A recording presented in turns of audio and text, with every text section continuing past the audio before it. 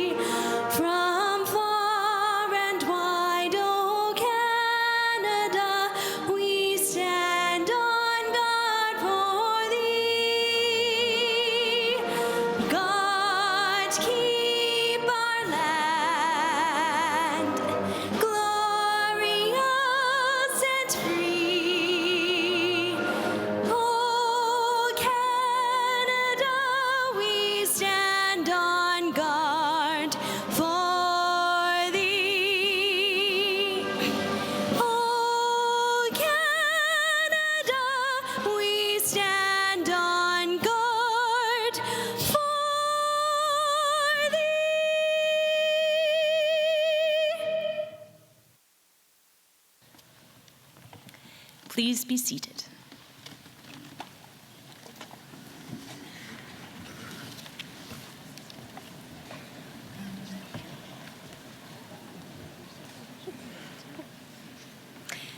Once again, graduands and distinguished guests, welcome.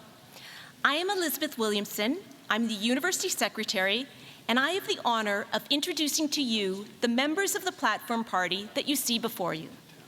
So beginning with the front row, on my left and your right, Russell Eisinger, University Registrar and Director of Student Services. Patty McDougall, Vice Provost, Teaching and Learning. Deborah Paziga Osborne, Vice President, University Relations. Jane Alcorn, recipient of the Distinguished Graduate Supervisor Award. Chris Clark, recipient of the Master Teacher Award. Liz Scott, recipient of the President's Service Award. Sarah Bueller, recipient of the Award for Distinction in Community Engaged Teaching and Scholarship. Ross Gardepy, Traditional Knowledge Keeper. Michael Atkinson, Provost and Vice President Academic. President Peter Stoichev. Chancellor Blaine Favell. William Deverell, Honorary Degree Recipient. Roy Romano, presenting this afternoon's Honorary Degree Recipient. Beth Horsberg, Dean, College of Nursing. Martin Phillipson, Dean, College of Law. Michelle Pertula, Dean, College of Education. George Maturi, Executive Director, School of Public Health. Liz Harrison, Associate Dean, School of Physical Therapy. And in the second row, Tom Malloy, Chancellor Emeritus. Jay Colra, Board of Governors. Catherine Ford, Board of Governors. Kahan Fu, President of the University of Saskatchewan Students' Union. Kusum Sharma, Vice President Finance, Graduate Students Association. Phil Woods, Associate Dean, College of Nursing. Angela Bedard Hahn, Associate Dean, College of Agriculture and Bioresources. Fran Wally, Associate Dean, College of Agriculture and Bioresources. Kishore Wasan, Dean, College of Pharmacy and Nutrition.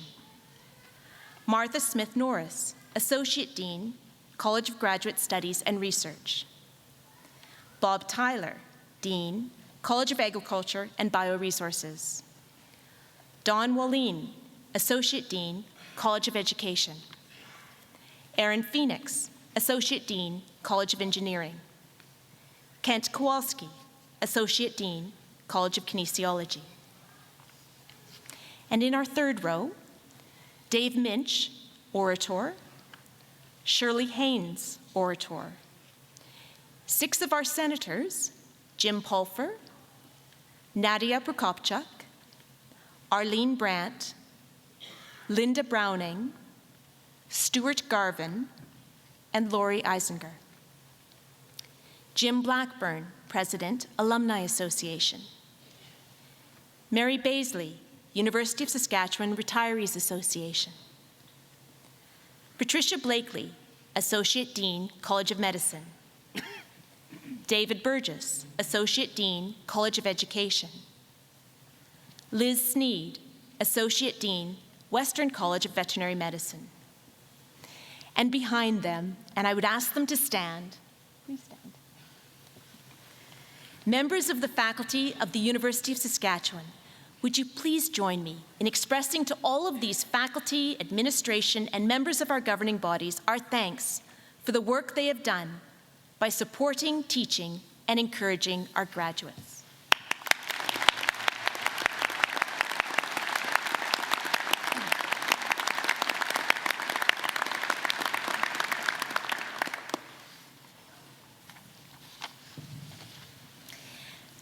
We acknowledge that we are on Treaty 6 territory and the homeland of the Métis.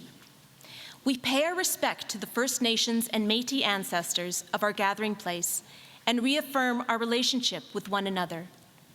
Please stand as you are able for the honor song.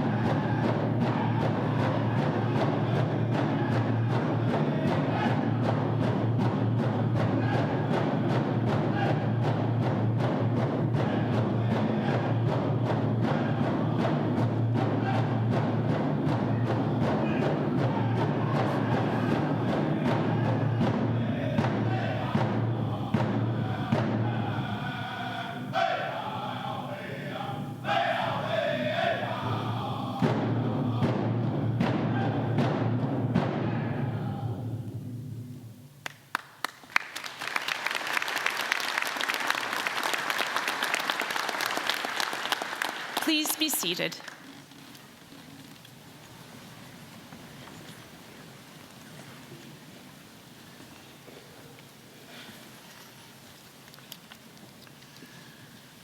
Well, good afternoon, everyone, and welcome to this wonderful celebration of achievement and hard work. This is one of the great events that the university is able to hold every year. I'm proud to be the president and to be involved in it. Eminent Chancellor, graduates and families, honored guests, I thank the many people who are here today to be part of this moment in the University of Saskatchewan's history. In particular, I want to acknowledge the many faculty on the stage who are the heartbeat of the university. Today's Knowledge Keeper, thank you very much, sir, for being here. The Buffalo Boys Drum Group, always a pleasure and meaningful to have them open these ceremonies for us. Our honorary degree recipient this afternoon, William Deverell, about whom and from whom you will be hearing shortly. Your presence demonstrates, in every case, the significant place that the University of Saskatchewan holds in the hearts and the souls of the people of this province, this city, Canada, and far beyond. We're here to celebrate a milestone in the lives of the graduands who will soon cross this stage. We're proud of them. They're proud of what they've done. Life is richer when we collectively acknowledge success and hard work and rites of passage such as this one today. We're also here because this university has brought us together. A university is a wonderful thing, special thing, not to be taken for granted. It's a great experiment in the ongoing conversation we call democracy. And when I read the news each day and when I see how fast the world is changing, I am convinced that universities are needed now more than they have ever been, and that the University of Saskatchewan is needed now more than it has ever been. That what the people crossing this stage today, strengthened by what they've learned here, go on to do in their lives will matter immensely to our collective futures. You're getting your degree today. You've succeeded in that, and take the time to enjoy it, revel in it, boast about it, even feel a little smug about it. But once you've done that, take a lot more time to thank your spouses and partners, parents and grandparents, friends, brothers and sisters, aunts and uncles, communities, elementary school teachers, high school teachers, the professors you appreciated, or your classmates who helped you out, because you don't achieve something this big without a lot of help along the way. Lots of graduates are sitting in seats like you are, in auditoriums like this one right now across the country, getting university degrees. But let me say a few things on the threshold of this university celebrating its 110th anniversary next year in 2017. Let me say a few things about a University of Saskatchewan degree. This is the home of the cobalt-60 radiation therapy technology that revolutionized cancer therapy 65 years ago and saved the lives of millions of cancer patients around the world. It was right here. There's an auto body shop right around the corner from here that built the casing for that machine, and U of S medical researchers built the concept. Some of the country's most formative political leaders got their degrees here. Prime Minister John Diefenbaker, Governor General Ray Natishan, Premiers Grant Devine and Brad Wall and Lauren Calvert, and of course Roy Romanow, who I am so proud to call our next Chancellor. People who went on to win Nobel Prizes were here. Chemistry graduate student Henry Taubé and physics professor Gerhard Hertzberg. Writers such as Sharon Butala, who wrote Perfection of the Morning, and three-time Governor General's Award winner Guy Vanderhaeg. Hilda Neatby, who wrote the controversial book on Canadian education called So Little for the Mind. Actors like Kim Coates from Sons of Anarchy. Business leaders such as Brett Wilson and Murray Edwards, Aboriginal leaders like our Chancellor Blaine Fable, former chief of the FSIN, and Lester LaFond, a formidable influence on the development of the Aboriginal business community in Saskatchewan. Influential people in our justice system, such as Medicare author and Supreme Court Justice Emmett Hall, and federal chief negotiator Tom Malloy, here with us as a past chancellor. Annie Mackay, the first Indigenous woman to graduate from our university. Athletes and coaches such as Diane Jones-Konahowski and Mike Babcock and Willie Desjardins and Dave King. In fact, 4 of the NHL's current coaches are alumni of this university. At last May's YWCA Women of Distinction Awards banquet, 33 of the 55 nominees were from this university. We are seen as a research leader in the country with Canada's only synchrotron, where we figured out how to produce medical isotopes using high-energy X-rays from a particle accelerator rather than with a nuclear reactor. There is a huge national and international demand for these isotopes due in part to the closure of the reactor in Chalk River. We've got one of the world's most advanced vaccine research facilities at Vito Intervac, and a cyclotron that is now providing medical isotopes to RUH, a fitting homage to that cobalt-60 work done here over half a century ago. Our Global Institute for Food Security will help feed a hungry world. Our Global Institute for Water Security will help us to understand floods and droughts. These two institutes received the country's largest research grants ever earned by Canadian universities. The competition for these was intense, and we are the only university in this country to have received two of these. And our humanities and fine arts will explore human expression and keep us interpreting. Back in 1970, before our Crop Development Center in the College of Agriculture and Bioresources was established, the majority of Saskatchewan's productive land was under summer fallow, generating no income at all for producers. But since then, crop diversification from U of S developed varieties, as well as the development of seeding equipment and technologies for precise seed and fertilizer placement, have significantly reduced Saskatchewan acreage under summer fallow, increasing seeded acreage by 40%. Many of you know this story. The results are threefold: more land being used to produce food, higher returns for farmers, and more crop choices for producers than ever before. You might not know that the economic impact for the province of these innovations alone is in the neighborhood of $50 billion. All these things matter. All these things will help make the world a better place. With 17 colleges and graduate schools, we have more disciplines represented than any Canadian university of our size. This, to me, is a crucial feature of who we are, because although we do not know what the solutions are to the major challenges facing us today, we do know this, that they will not be solved by a single discipline or by a single person, but by many people from many disciplines working together. We are poised to help do that with faculty who are at the cutting edge of research, scholarly and artistic work like those on stage in front of you today. For these reasons and more, we're one of the top 15 research-intensive medical doctoral universities in Canada. On his trip out here to begin his work as our first president in 1908, Walter Murray wrote to a friend, "We are building for centuries." And that's what we will continue to do, to be a leader in developing local solutions to global problems. I don't say this only to boast, but more importantly to emphasize that the degree that you have all worked so hard to receive today has tremendous value.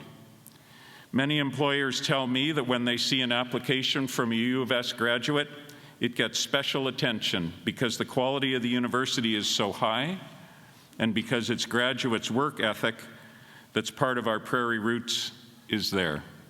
And also because you haven't just learned a particular area of study, you've learned how to be adaptive in your thinking, to be resilient, to be able someday to solve problems we can't even foresee today. You've learned about excellence, and excellence is a transferable skill. And like anything that has tremendous value, it carries with it a great responsibility.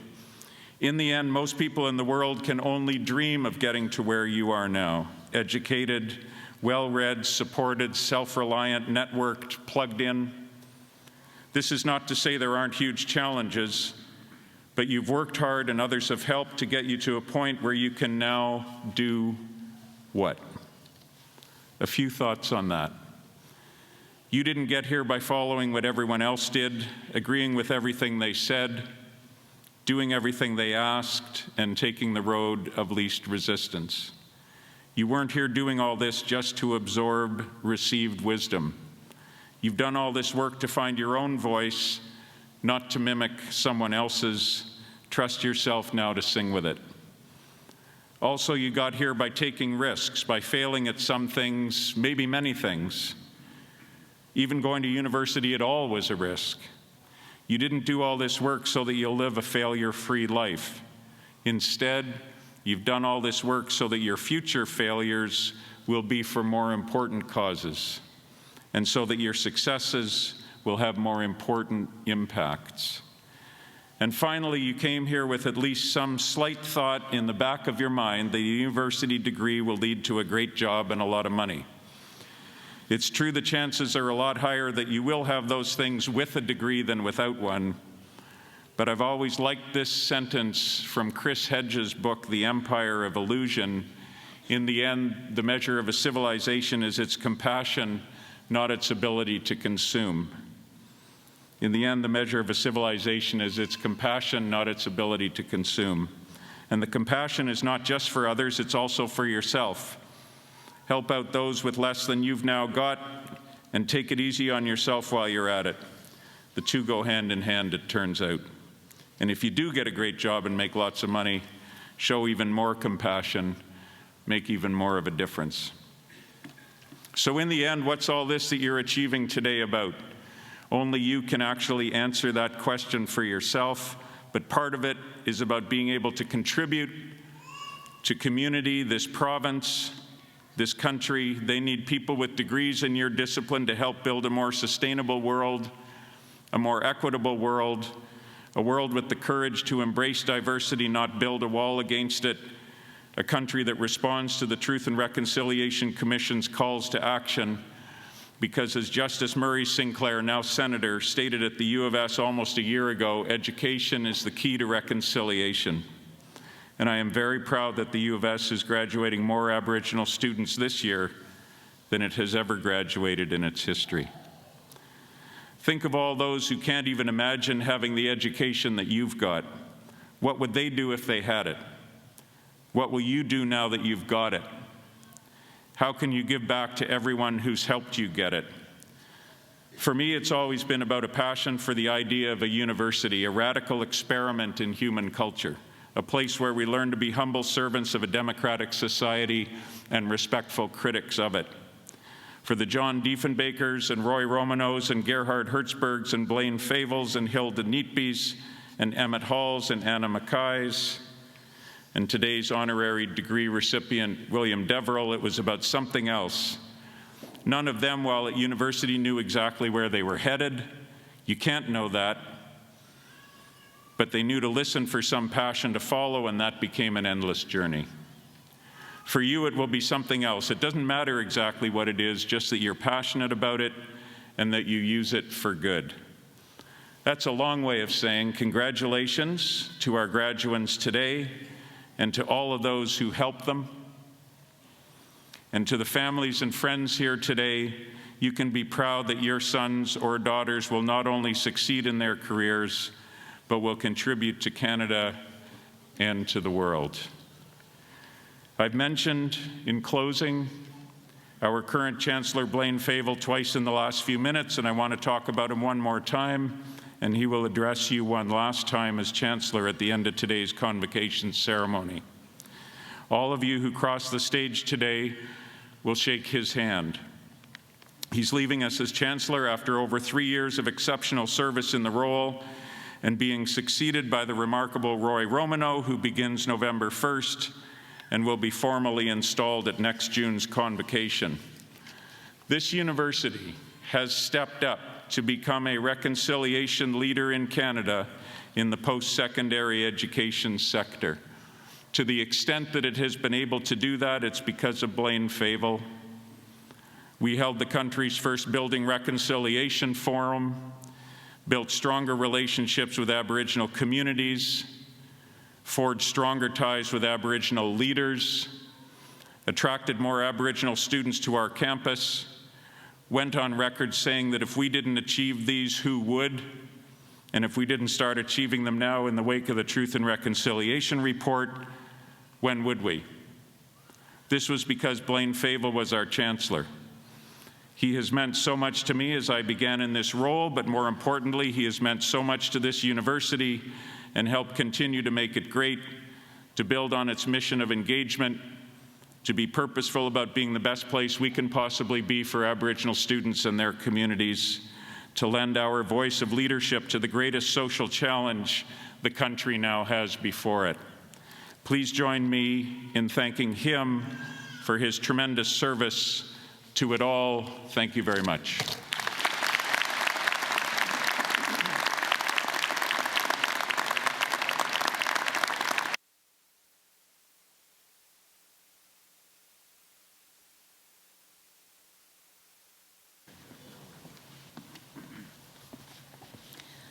Roy Romano will now present our honorary degree recipient. Eminent Chancellor Favel, President Stoichev, distinguished faculty, new graduates, and friends. To all of the students here today who will join the approximately 150,000 U of S alumni around the world, please accept my personal and sincerest congratulations and best wishes in your future careers. And may I also say very quickly, I second or third the eloquent words of our very distinguished President about the contribution of our Chancellor. Mr. Chancellor, my pleasure today is to introduce William Deverell as a recipient of a Doctor of Letters. Bill and I have known each other and have been friends for over 50 years. I know it's hard to believe, taking a look, but having first met him in the late 1950s when we were both students on this campus at the university. At that time, he already was a writer, working as a journalist at the Saskatoon Star-Phoenix, while studying at the university, and in some ways for the rest of us as students, more importantly, he contributed regularly to the student newspaper, The Sheaf, later becoming its editor. And he was a gifted and somewhat controversial writer, but very influential. And why not? Insight married to biting humor is impossible to ignore, even though I tried. And the early 1960s were alive with passionate and loud debates over big issues: Medicare, tuition fees, nuclear warheads on Canadian soil, just to name a few. Bill Deverell and the Sheaf were firmly committed to the progressive side of these debates. After university, Bill Deverell blossomed into an outstanding civil rights lawyer based in British Columbia. He was and is a strong defender of human rights, a founding member of the BC Civil Liberties Association, a tireless advocate for the environment, and a member of Greenpeace. Over the years, Bill and I have always kept in touch. On one such occasion in the late 1970s, he revealed to me that he had written a first novel entitled Needles. Well, Needles won the $50,000 Seal First Novel Award back in 1979.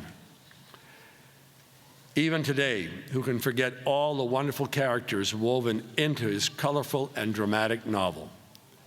Subsequently, 18 new books, his newest published being Sing a Worried Song, have only confirmed Bill Deverell as one of Canada's most talented, prolific, and gifted writers. In the result, Bill's list of awards is long. A glimpse of that success includes the 1997 Dashiell Hammett Prize for Literary Excellence and a Lifetime Achievement Award by the Crime Writers of Canada. 2 books, Kill All the Judges, I'm not sure I like the title, and Snow Job. Being a former politician, I'm not so sure I like that title. But still, these 2 great books were shortlisted for Canada's prestigious Stephen Laycock Award. And Snow Job was recognized by the Globe and Mail as one of the top crime novels worldwide. His artistic creativity spawned the critically acclaimed CBC television series, Street Legal. I'm sure many of you will remember that. He also authored radio plays performed by CBC Radio in the Scales of Justice series. Other many film, television, and media productions have followed. Mr. Chancellor, in closing, Bill was once asked what advice he'd give to those seeking to become novelists. His answer was, think twice. Maybe. But we don't have to think twice about Bill Deverell, his many literary and cultural accomplishments and contributions to civil society.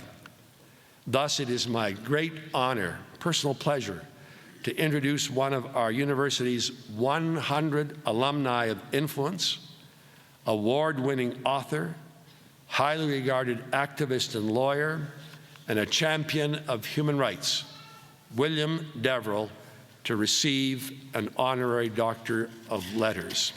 Eminent Chancellor, I present to you William Deverell and ask that you confer on him the degree of Doctor of Letters, honoris causa. By virtue of the authority vested in me by the legislature of the province and with consent of the Senate of this university, I admit you to the degree of Doctor of Laws, honoris causa, and invest you with all the rights, powers, rights, and privileges pertaining thereto. Congratulations. Thank you.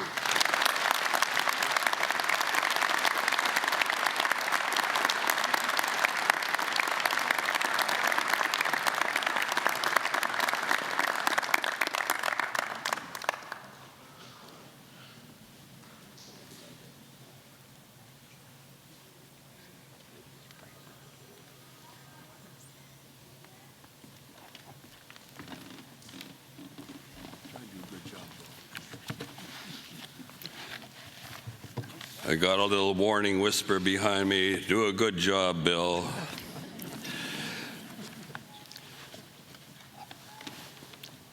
Chancellor Fayvel, President Stoichev, and distinguished platform guests, and I should add that I'm humbled by the star cast of those who nominated me that included Roy Romano, Tom Malloy, who's back here someplace there, and Dr. Michael Corcoran is in the audience, just waving his arm, the eminent biologist and professor emeritus. And let me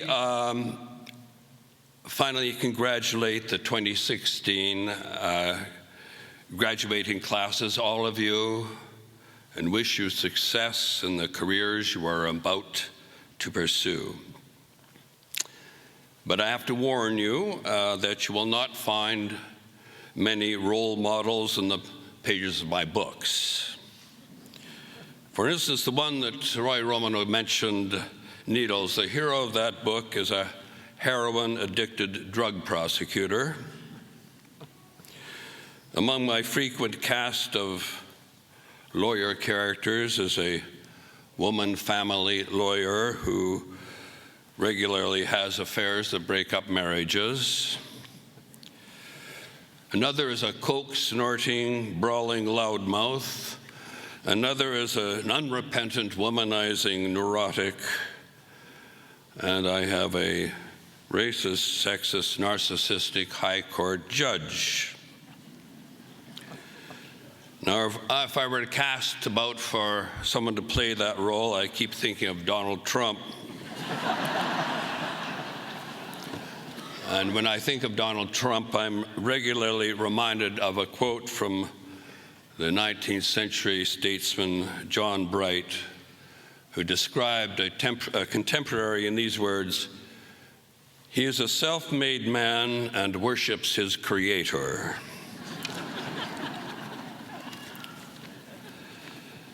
I'm often asked, how did you become a novelist?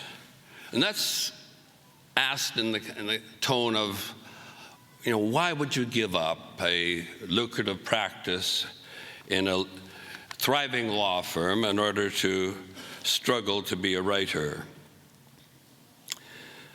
Well, 2 millennia ago, Juvenal in the Satires wrote, "Many suffer from the incurable disease of writing, and it becomes chronic in their sick minds." And I suffered that disease for all my young life. But I suffered also a fear of failure that drove me to the law. And so I shelled my dreams of writing fiction, and it collected dust for decades. And though I suppressed it, I was tortured by it,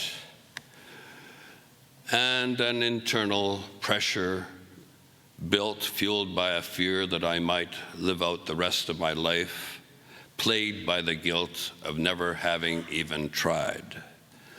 I was 39 years old, and this was a classic case of midlife crisis. None of you are there yet, but believe me, it's hell. So I took a sabbatical from my law firm, and I retreated to the islands of the Salish Sea with typewriter, dictionary, thesaurus, a pile of blank paper, and fell victim to the worst writer's block in the history of literature. It went on for weeks. And the problem, I ultimately realized, when I was trying to write the kind of introspective, ruminating prose that seemed demanded by the canons of candlelit. Write what you know. That is the first rule of the novelist's craft. And I had ignored it. And I'd been a criminal lawyer. I defended the innocent and the guilty, prosecuted the vilest murderers. I knew something of the underbelly of my adopted city, Vancouver, and of the theater of the courtroom. Write what you know. And when that truth hit home, the dam broke, and I began writing furiously. And to my utter shock, I won the first novel award that Roy just mentioned. And I haven't looked back. So what's the lesson there? It sounds a bit hackneyed, but I guess it's follow your dream. And I did, and I do not hesitate to urge you to follow yours with the hope that they will lead you to beautiful places. Always worth the gamble. And as Roy mentioned, I've taken some pride in tackling political and social issues in my book, Civil Rights, Gender Equality, Racism. I'm particularly fond of a recent novel that has a few scenes set in Saskatchewan, I'll See You in My Dreams. This great university has been in the forefront of efforts to repair the damage Canada did to the peoples of our First Nations. And I'll See You in My Dreams was born of the pain we must all feel about one of the most disgraceful chapters of the Canadian story, the attempts to blot out the languages, histories, and cultures of our Aboriginal sisters and brothers. And the book is dedicated to the First Nations people who survived, defied, and exposed the native residential system. I must also admit to being a total eco-neurotic. Freud wrote that we have a need to repress uncomfortable truths. Humankind cannot bear too much reality, and I guess that accounts for the willful blindness displayed by so many who dismiss the concerns of scientists about global warming. It's frankly shameful that my generation has been so uncaring about yours and the generations that will follow yours. We've hidden ourselves within an air-conditioned bubble of false hope. We've bought the baffle-gab invoked by selfish capitalism, whose pervasive influence over politicians and the mainstream media has dumbed us down, silenced dissent, and cowed us often into passivity and submission. But you, I pray, will be far too aware and thoughtful to buy into those lies. And though I know it is commonplace to speak in ceremonies such as this of passing the torch, well, that torch has been too hot for us to handle. So you must do what we've failed to do. You are the generation that must lead a rebellion against a system that stifles sustainable economic ideas while hyping globalization, unrestricted markets, and rampant consumerism. 50 years ago, Erich Fromm wrote in The Sane Society, I quote, "So long as we are more motivated to have than to be, we shall continue down the tunnel of consumerism. We shall do so despite knowing full well that the light at the end is not the sun, it's the train." I thank my alma mater for this honor. I have to admit that during my years as editor of the Sheaf, I was called into the president's office more than once to discuss what then were considered risque items on the Sheaf's features page. By today's standards, they were pretty tame, however irreverent. But I'd rather be irreverent than irrelevant. I guess it shows in my books. So in that light, let me conclude with these final delicious lines from Hilaire Belloc. "When I am dead, I hope it may be said, his sins were scarlet, but his books were red." Thank you.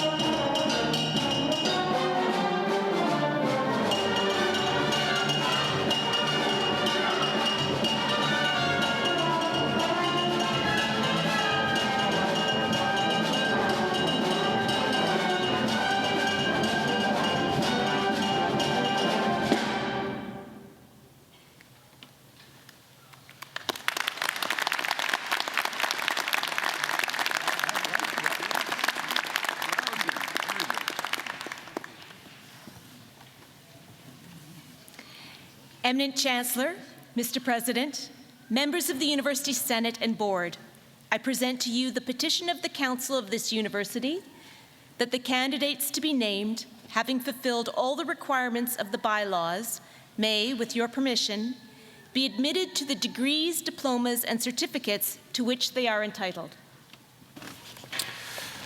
By virtue of the authority vested in me by the legislature of this province and with the consent of the Senate of this university, I admit you to the degrees of, what the heck, wrong one. I'm so sorry, that's so embarrassing.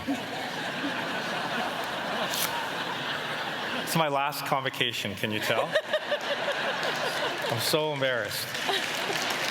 Let's start over. Sorry, that's really, I've never done that. By virtue of the authority vested in me by the legislature of this province and with the consent of the council of this university, I consent to admit you to the degrees, diplomas, and certificates to which you are entitled and vest you with all the powers, rights, and privileges pertaining thereto. Thank you very much.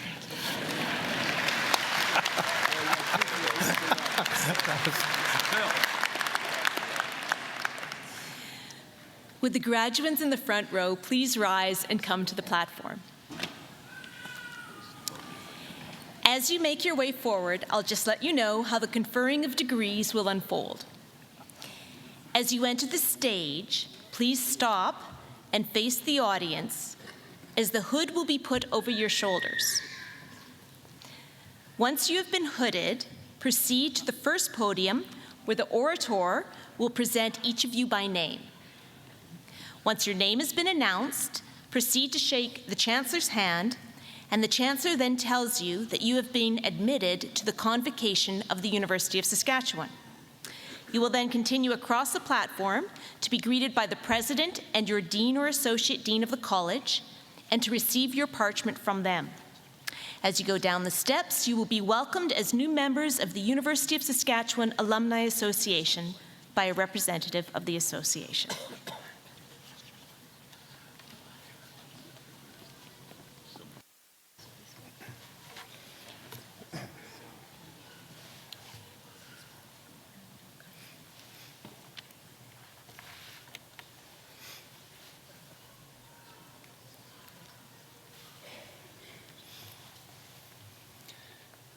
Eminent Chancellor, on behalf of the faculty of the College of Agriculture and Bioresources, I present to you these scholars and ask that you will confer on them the diploma in agronomy. I present to you Landon Cody Dreschner.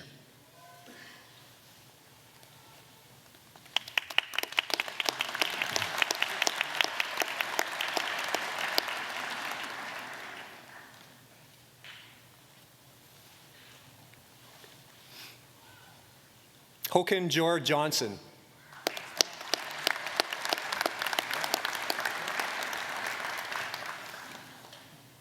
Jasmine Joyce Little.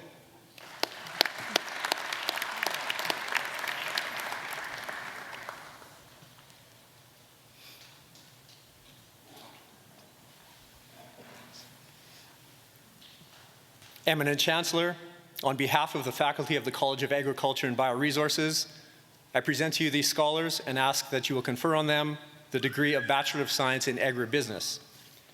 I present to you Patrick Douglas Gordon Pierce.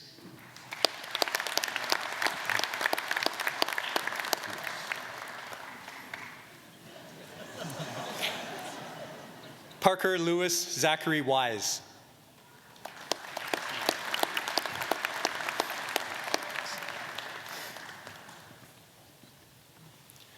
Eminent Chancellor, on behalf of the faculty of the College of Agriculture and Bioresources, I present to you these scholars and ask that you will confer on them the degree of Bachelor of Science in Agriculture. I present to you Amanda Gailey.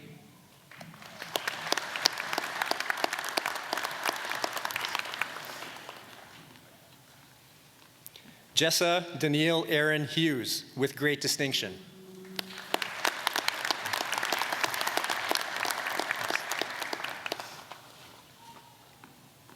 Hillary Joan Luchinsky.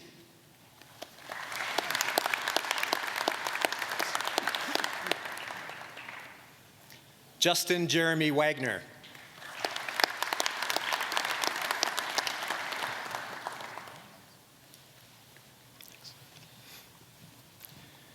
Eminent Chancellor, on behalf of the Faculty of Graduate Studies and Research, I present to you these scholars from the College of Agriculture and Bioresources and ask that you will confer on them the degree of Master of Science.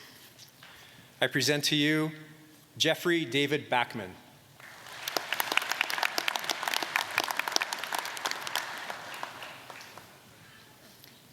Yajing Ban.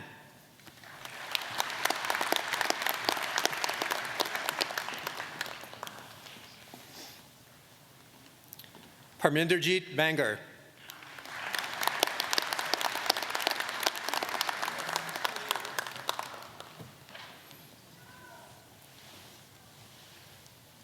Scott Stephen Biden.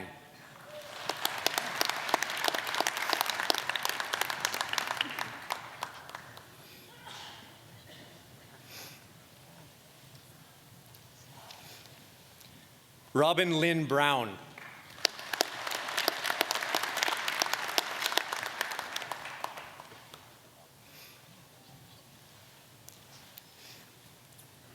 Kiala Briseda Cadillo Ruiz.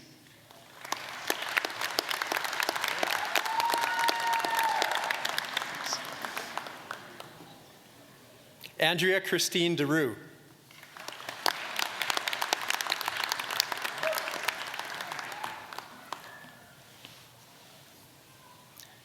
Jillian Lee Duncombe.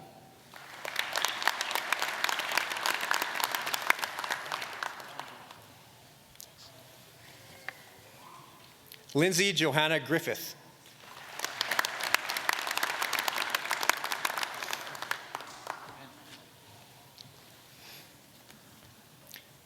Namalika Darshani Karuna Ratni.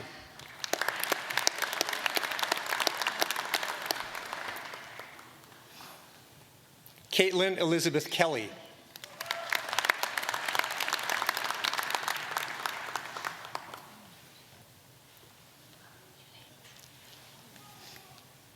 Eulette Kaler.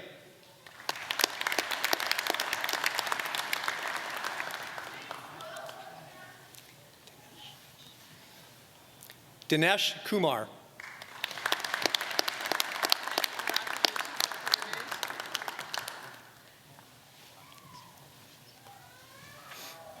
Kayla Matter.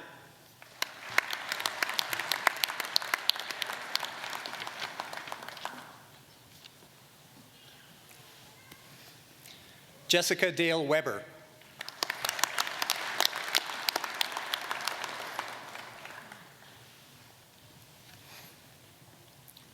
Manispurita Yeramili.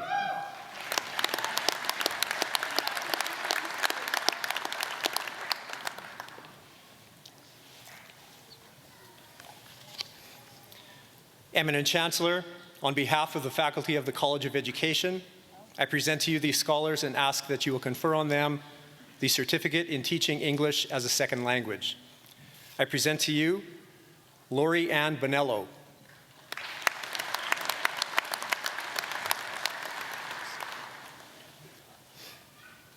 Charlene Barbara Newmeyer.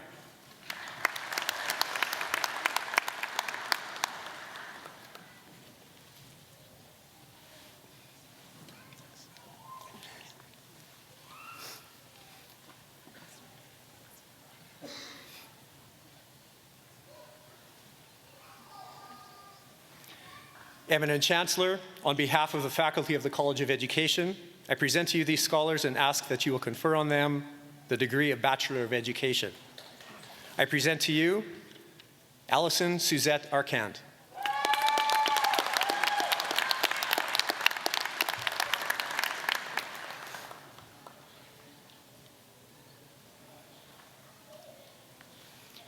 Jeffrey Bender.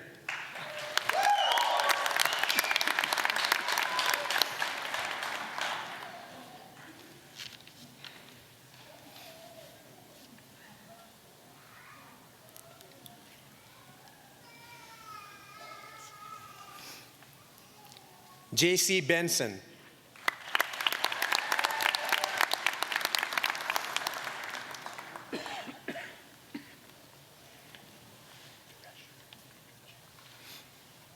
Dwayne Timothy Drescher, with distinction.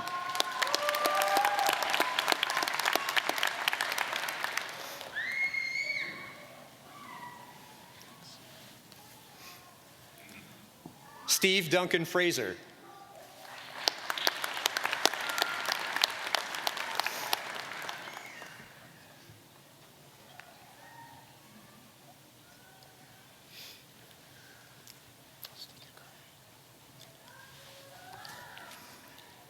Destiny Fern Gardapi.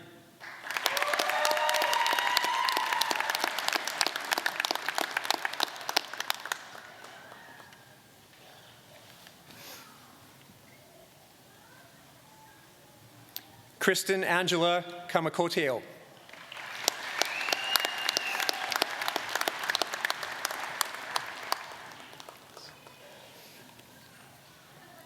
Larina Faith Musaman.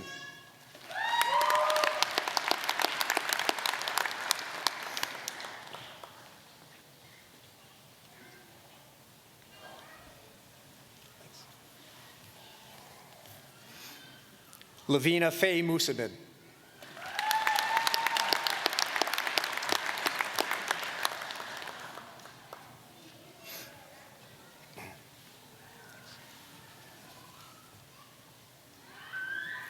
Dawn Roy Lewis Leslie Morin.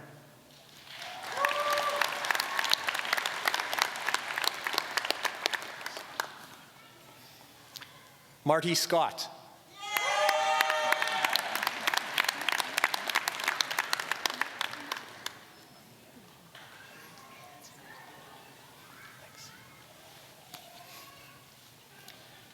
Eminent Chancellor, on behalf of the faculty of the College of Education, I present to you these scholars and ask that you will confer on them the post-degree certificate in education. Sorry, it's post-degree certificate in education, special education. I present to you Michelle Ray Achinum.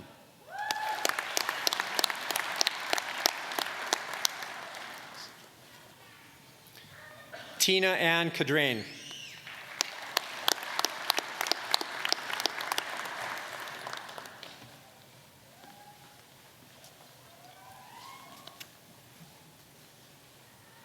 Gordon Edward Desjarlais.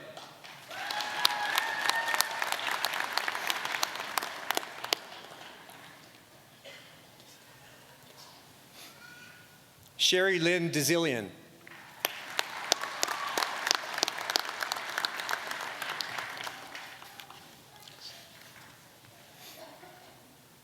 Kyla Aaron Seward.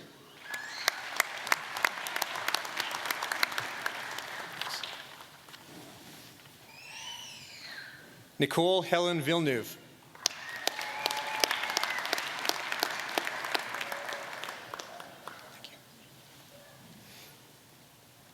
Jennifer Lindsay Zilkowski.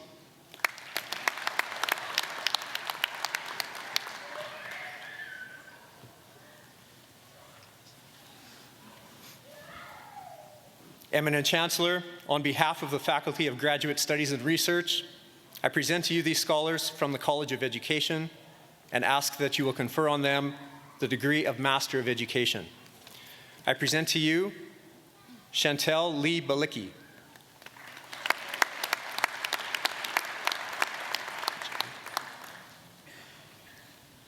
Janique Marie Bender.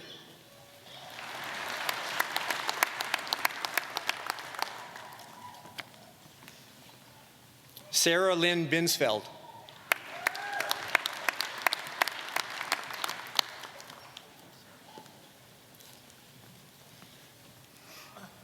Lauren Rhonda Brandt.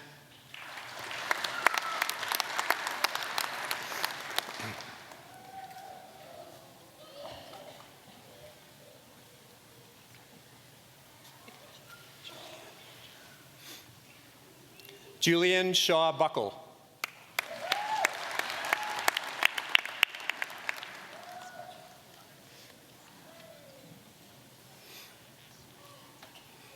Natasha Suzanne Cochran.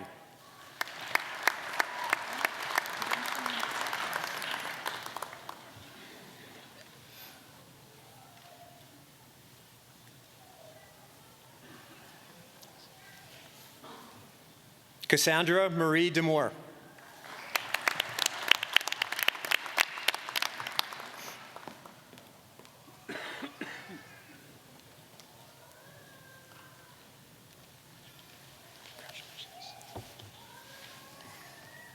Jacqueline Marie Depker.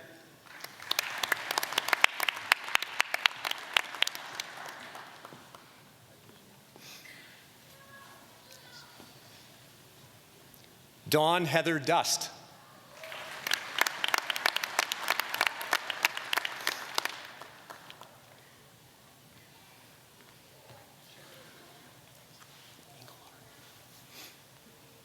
Mark Stephen Englehart.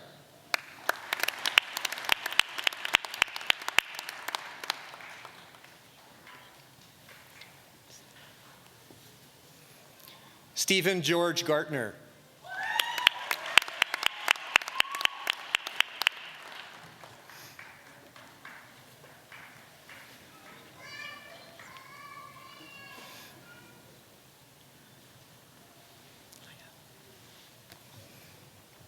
Maya Katerina Gibb.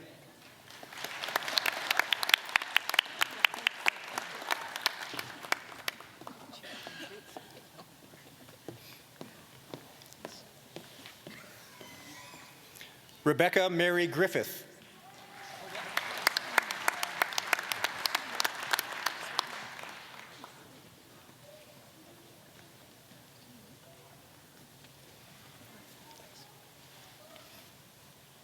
Heather Kim Grismer.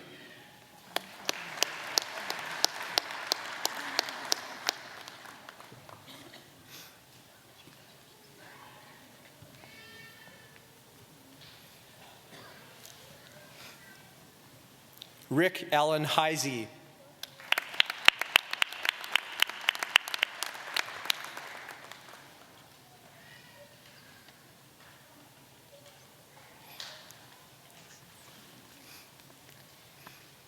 Michael James Hernberg.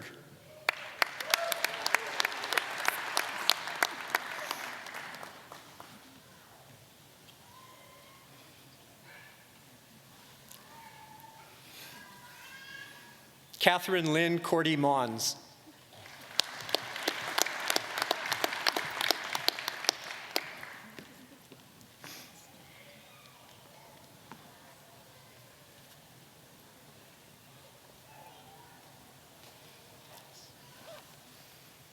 Guanan Liu.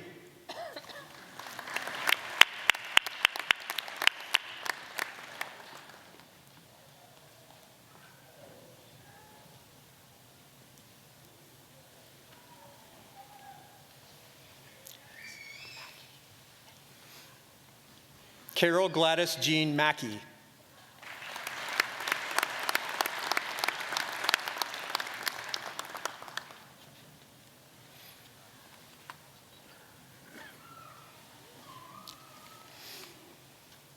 Shauna Marie Pierce.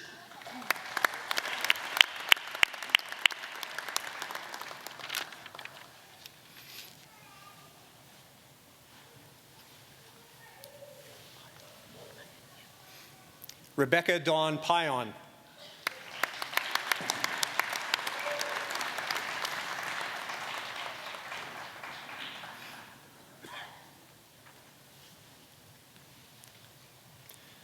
Stephanie Sophie Pippi Painshow.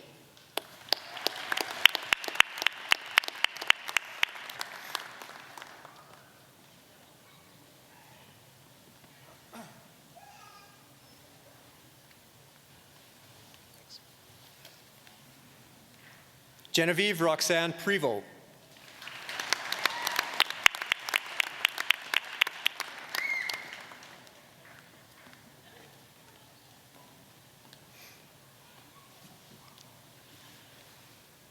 Xing Rong.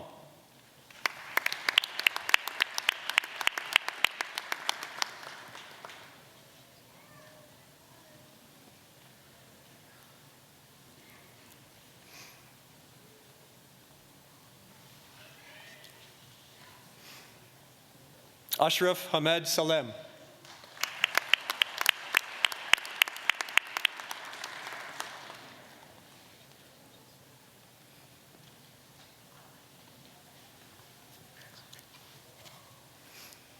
Peter Bruce Schmidt.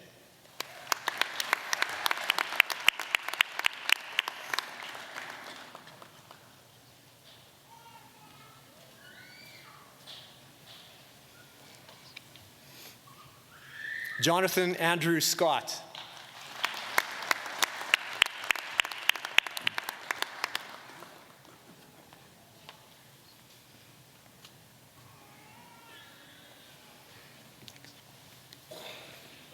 Kelly Robin Stoddart.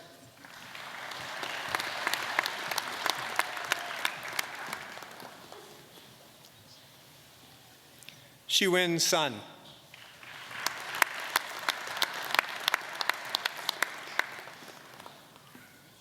Greg Charles Thomas.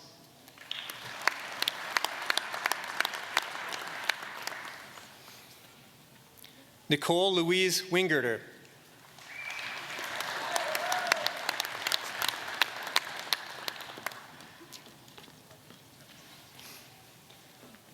Bonnie May Yu.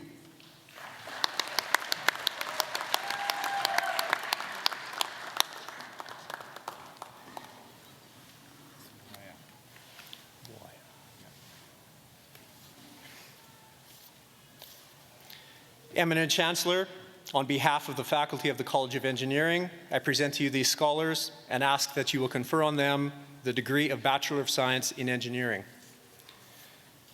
In Chemical Engineering, I present to you Samson Nezi Bawaya.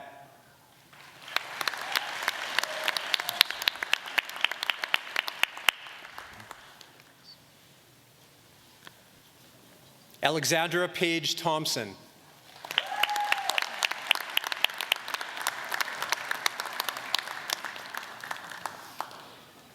Jeffrey Thomas Toppings.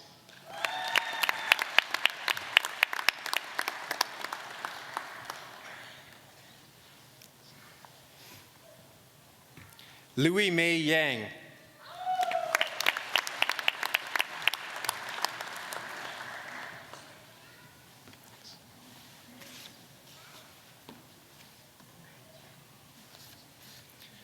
Electrical Engineering, Kevin Michael Lutzer.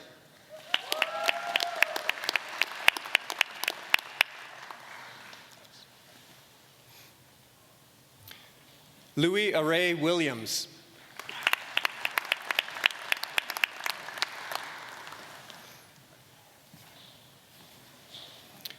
Mechanical Engineering, Arshjot Brar.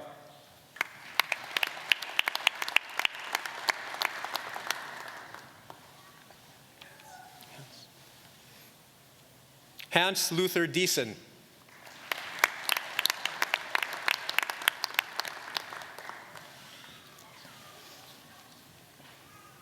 Grant Thomas Moody.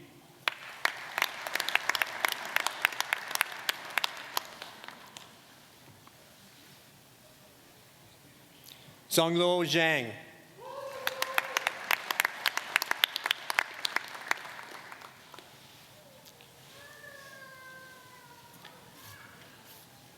Eminent Chancellor, on behalf of the Faculty of Graduate Studies and Research, I present to you these scholars from the College of Engineering and ask that you will confer on them the degree of Master of Engineering. I present to you Muhammad Hamid Aslam.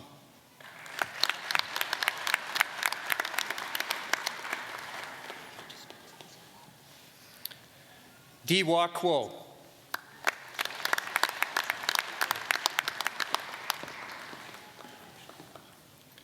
Yuqing Wang.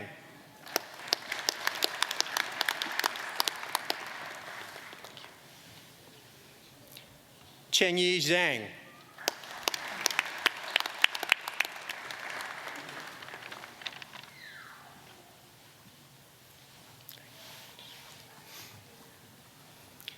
Eminent Chancellor, on behalf of the Faculty of Graduate Studies and Research, I present to you these scholars from the College of Engineering and ask that you will confer on them the degree of Master of Science. I present to you Nadim Abbas.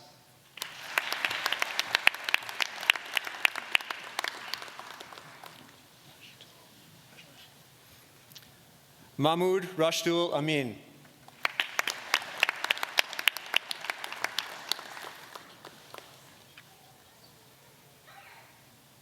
Parisa Ashtiju.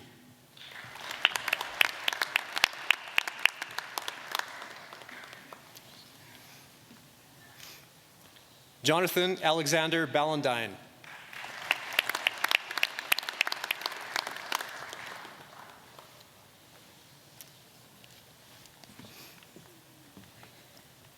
Santu Bhattacharya.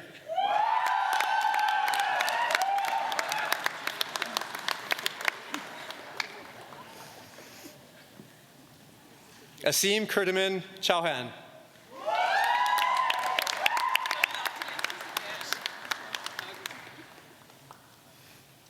Janatul Firdaus.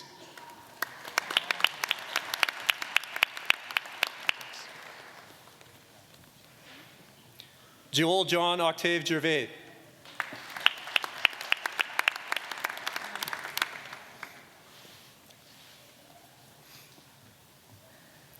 Ramanpreet Kaur Grewal.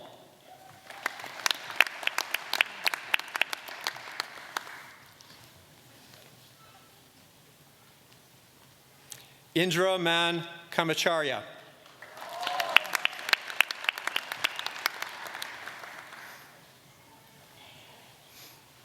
Jingwen Li.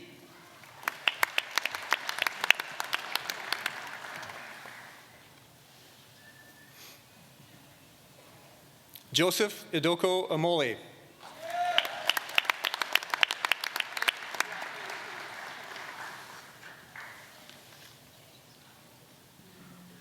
Kushagar Parolia.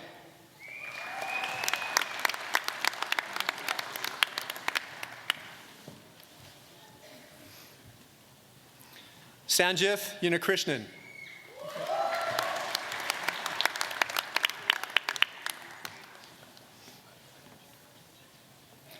Zhu Wang.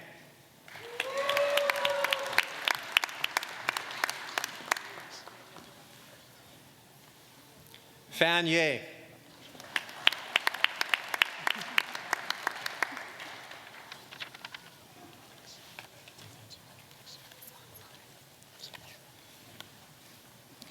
Eminent Chancellor, on behalf of the faculty of the College of Kinesiology, I present to you these scholars and ask that you will confer on them the degree of Bachelor of Science in Kinesiology. I present to you Morgan Lee Mary Monseler.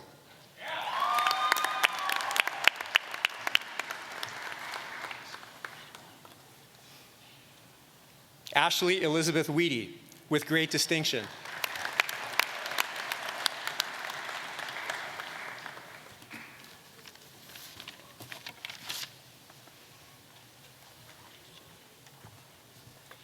Eminent Chancellor, on behalf of the faculty of the College of Law, I present to you these scholars and ask that you will confer on them the degree of Juris Doctor. I present to you Dana Aaron Kostanek, with distinction.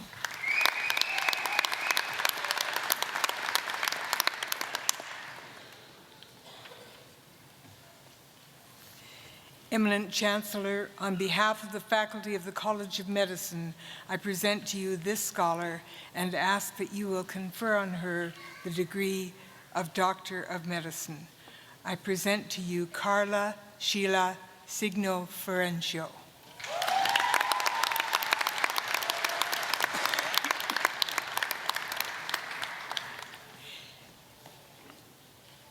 Eminent Chancellor, on behalf of the Faculty of Graduate Studies and Research, I present to you these scholars from the College of Medicine and ask that you will confer on them the degree of Master of Science.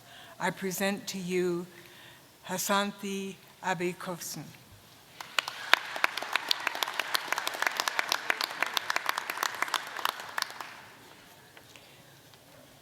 Yi Chen.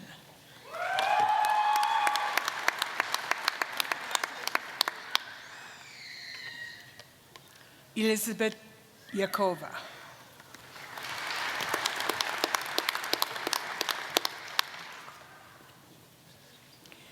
Elisa Catalina Martinez Peña.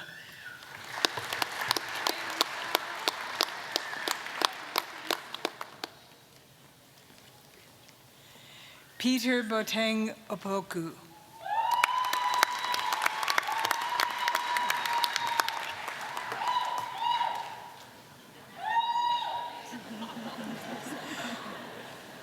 Elizabeth Ferguson Kwan.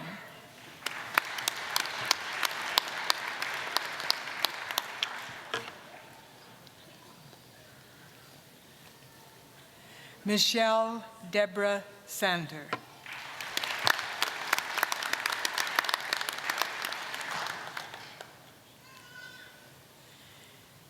Zhenke Zhen.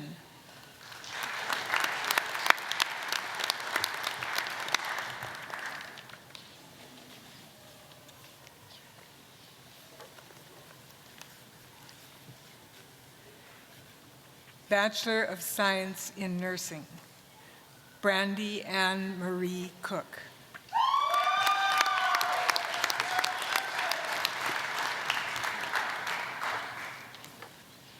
Eminent Chancellor, on behalf of the Faculty of Graduate Studies and Research, I present to you these scholars from the College of Nursing and ask that you will confer on them the degree Master of Nursing. I present to you Sarah Elizabeth Fox Smith.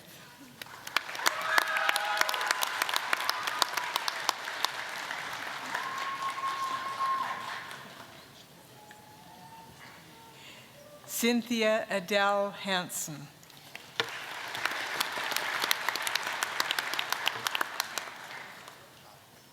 Jennifer Dawn Heel Salahub.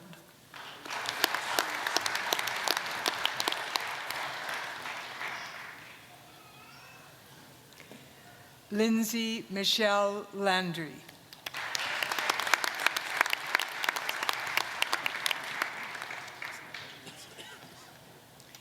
Jessica Lee Marie Lennox.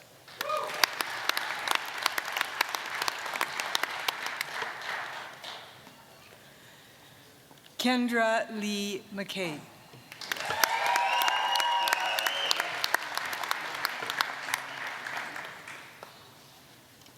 Carla May Ransom.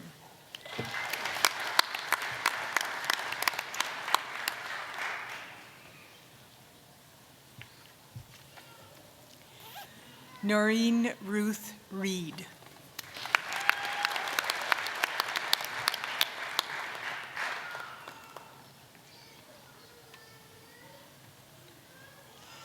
Brittany Nicole Stevenson.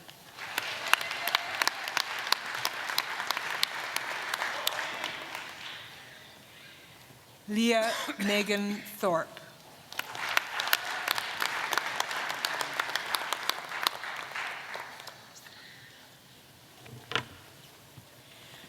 Eminent Chancellor, on behalf of the Faculty of Graduate Studies and Research, I present to you these scholars from the School of Physical Therapy and ask that you will confer on them the degree of Master of Physical Therapy.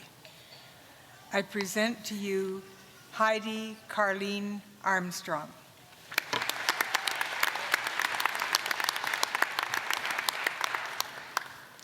Christopher Matthew Bell.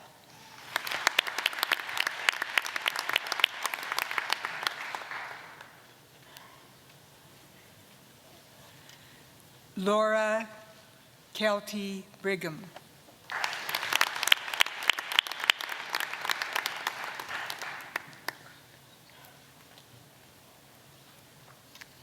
Samantha Jen Carroll.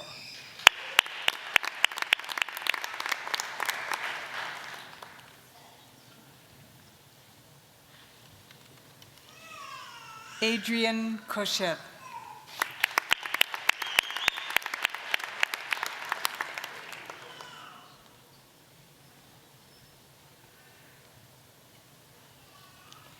Jason Terrell Couthard.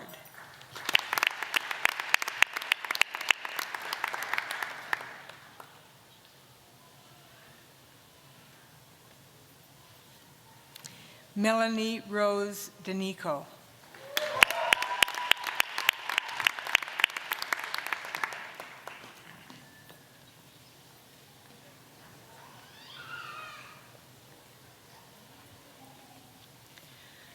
Angela Michelle Deary.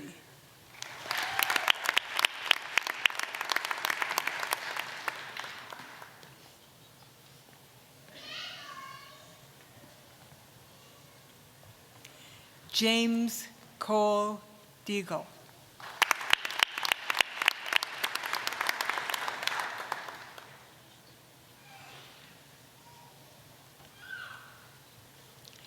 Luke Pastel Digot.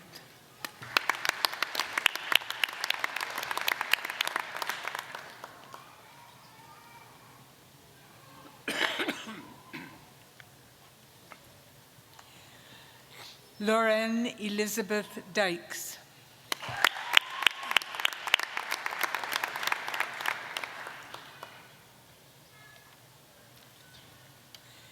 Sarah Ann Egler.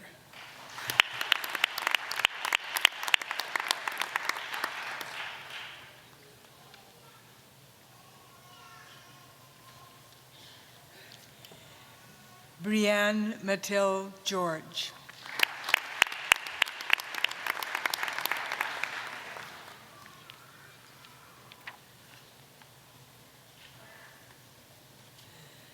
Stephanie Marie Inman.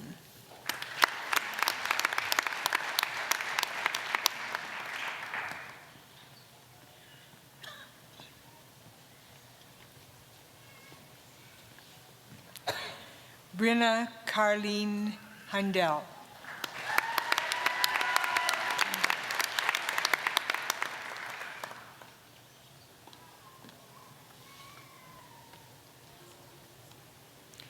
Curtis Robert Culture.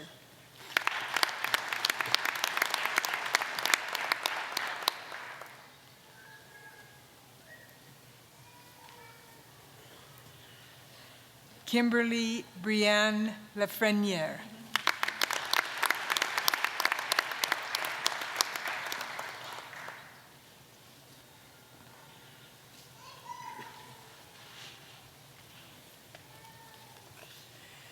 Tyler Edward Lang.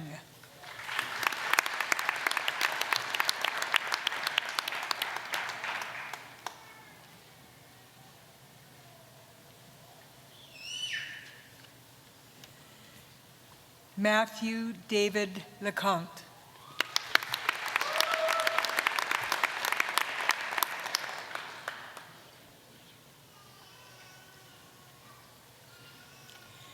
Benjamin Michael Ma.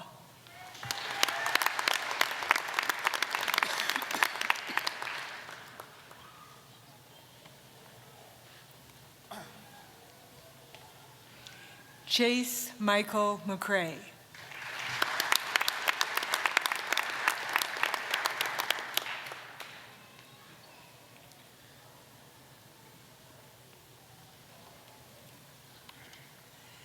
Jesse Dawn Nealon.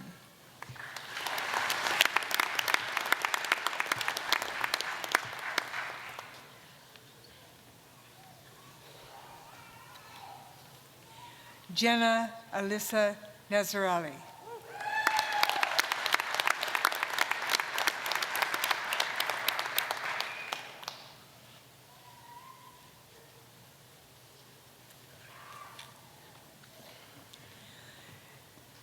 Matthew Richard Ukrainic.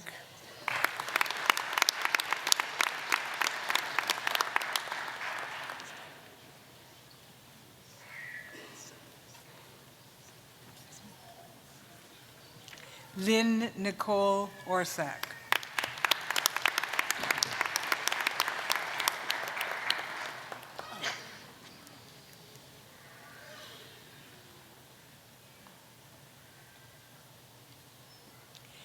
Derek Bradley Owen.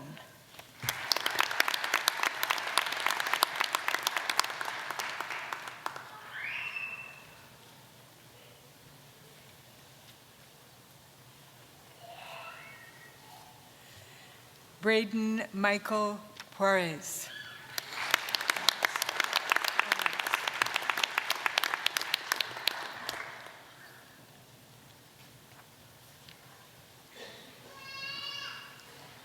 Jaden Patrick Potter.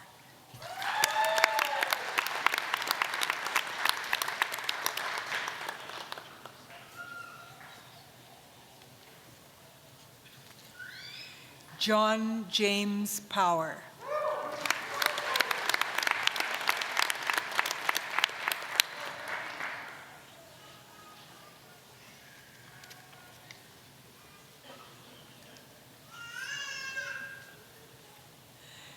Noel Rochelieu.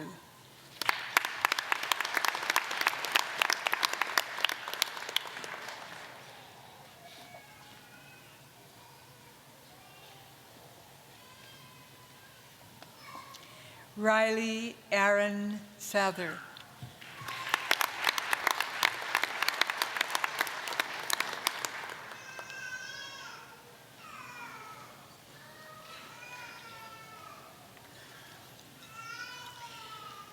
Linnea Nicole Schroeder.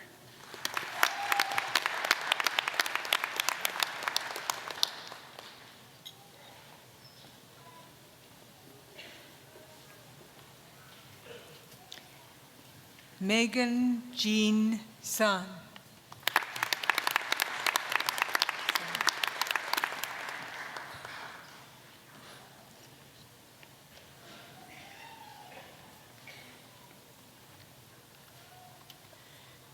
Kirsten Alexandra Stout.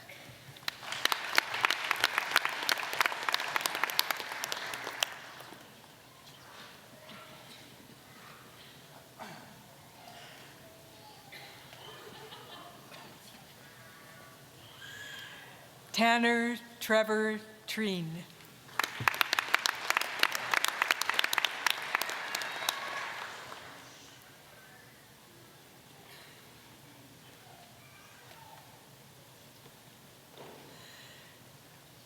Katrina Nicole Joelle Waslu.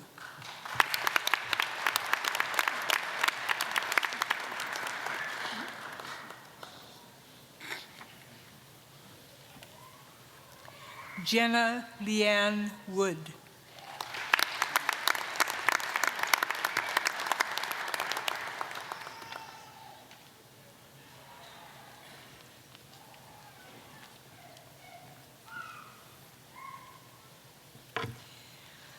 Eminent Chancellor, on behalf of the Faculty of Graduate Studies and Research, I present to you these scholars from the School of Public Health and ask that you will confer on them the degree of Master of Public Health.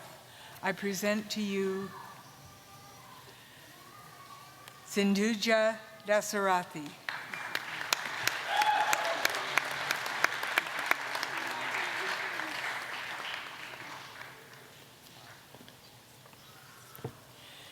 Simara Yulissa Goodenough.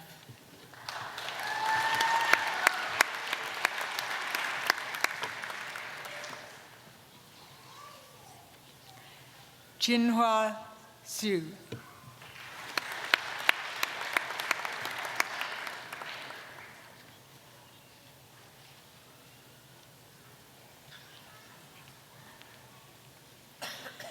Marianne Jafari.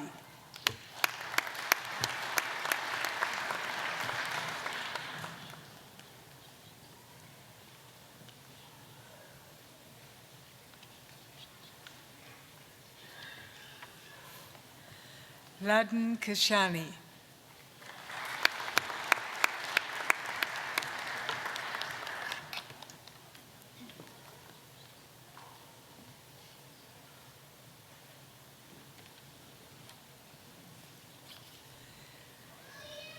Sharanjit Kaur.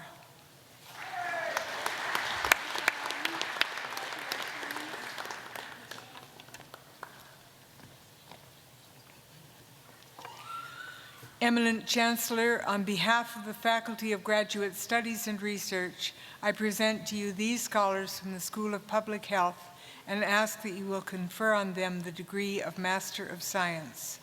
I present to you Idanalawa Opayema Okunola.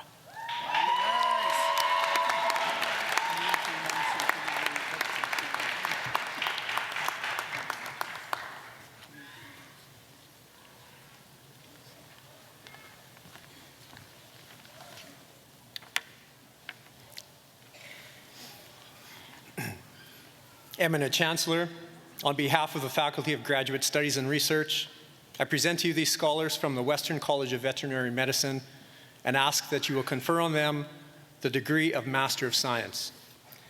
I present to you Catherine Claire Krutzinger.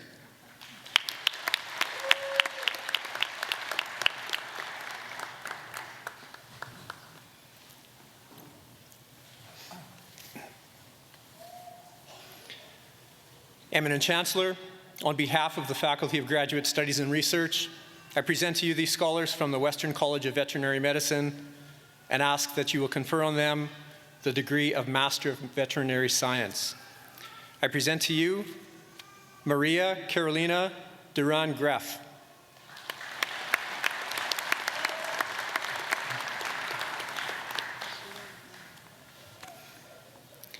Sunita Sesha.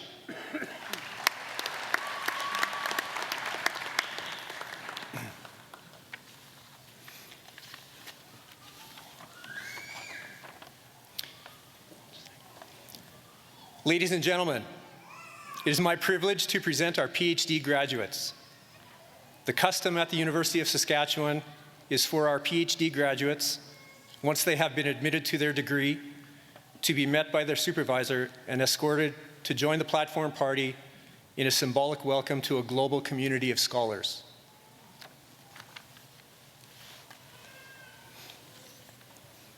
Eminent Chancellor, on behalf of the Faculty of Graduate Studies and Research, I present to you these scholars and ask that you will confer on them the degree of Doctor of Philosophy. I present to you Mohammed Rani Hamdi Ahmed Abdul Salam.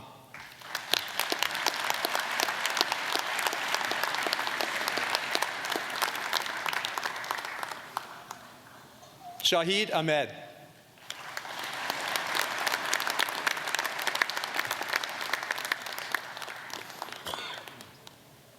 Haider Fadl Nima Al-Shanoon.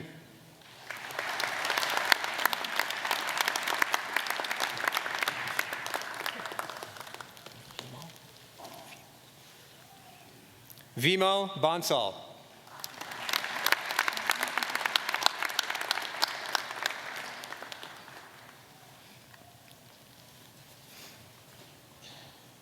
Nashon Kenneth Bawalin.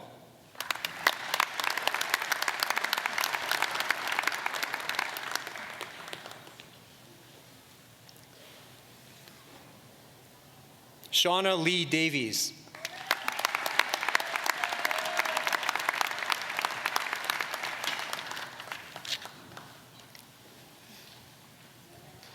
Jessica Nicole House.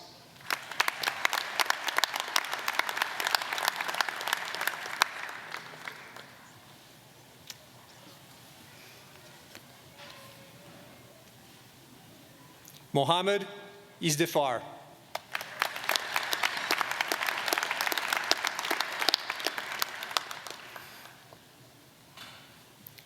Catherine Ruth Jeffrey.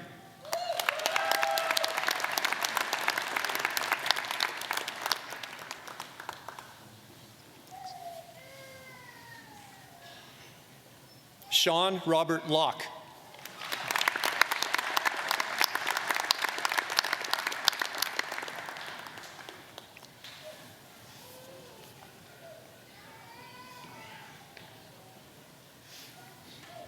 Gordon Arthur Martell.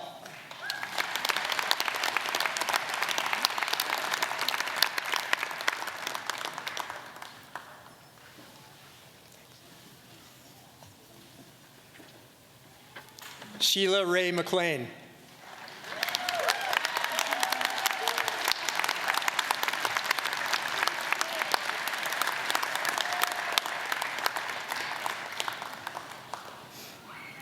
Balu Admas Mekanen.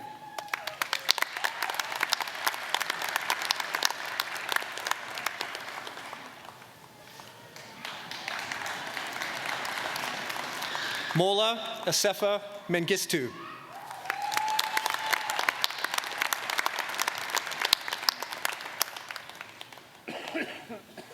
MD Sayam Mia.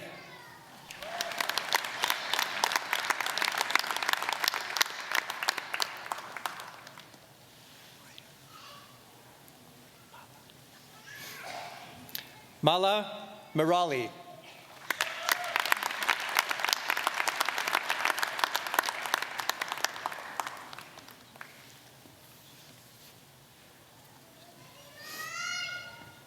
Majid Nezakat.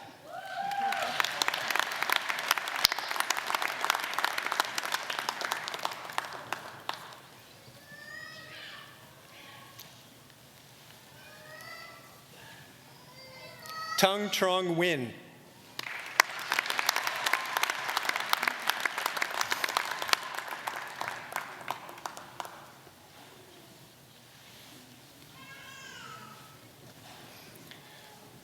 Predrag Novakovic.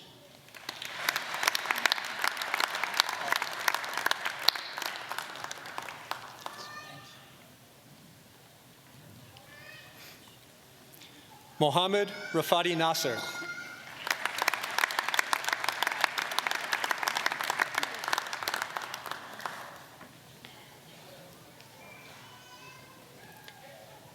Gail Louise Russell.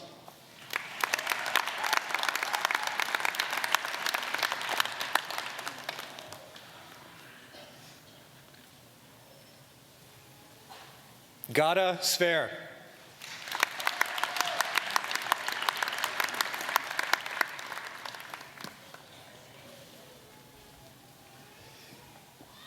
Shuchita Tiwari.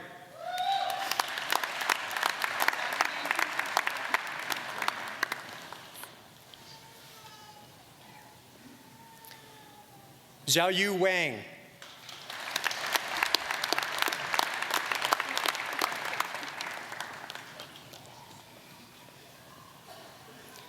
Jiwa Su.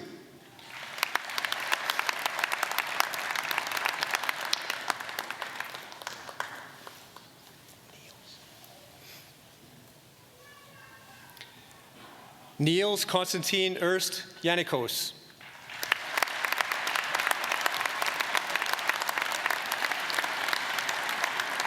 Please join me in congratulating these graduates on their certificates and degrees.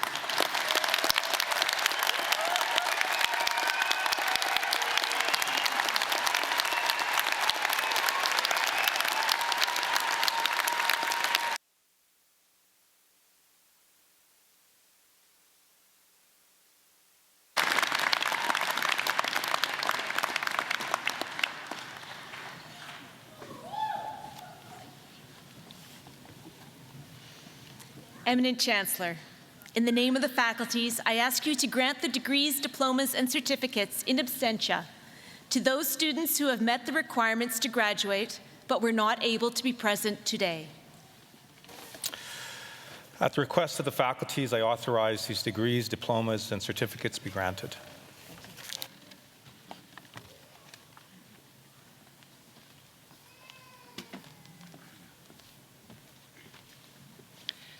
Eminent Chancellor Favel, President Stoichev, elders, alumni, families, and friends. It is my privilege to present Lori Ann Bonello as the most distinguished graduate in the Certificate in Teaching English as a Second Language.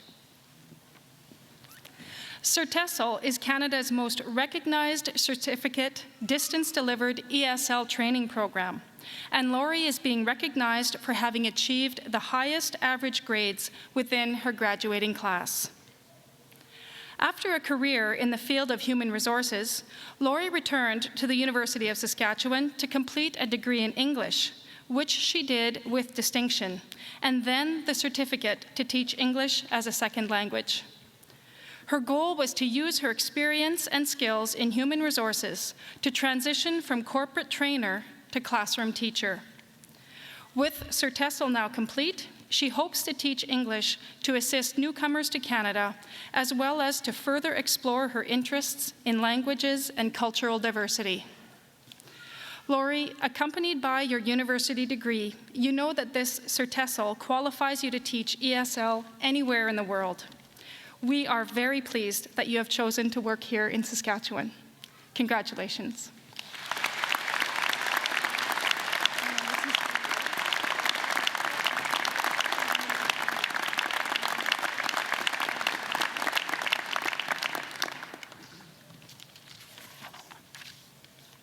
It is now my privilege to present the Saskatchewan Teachers Federation Prize to Dwayne Drescher.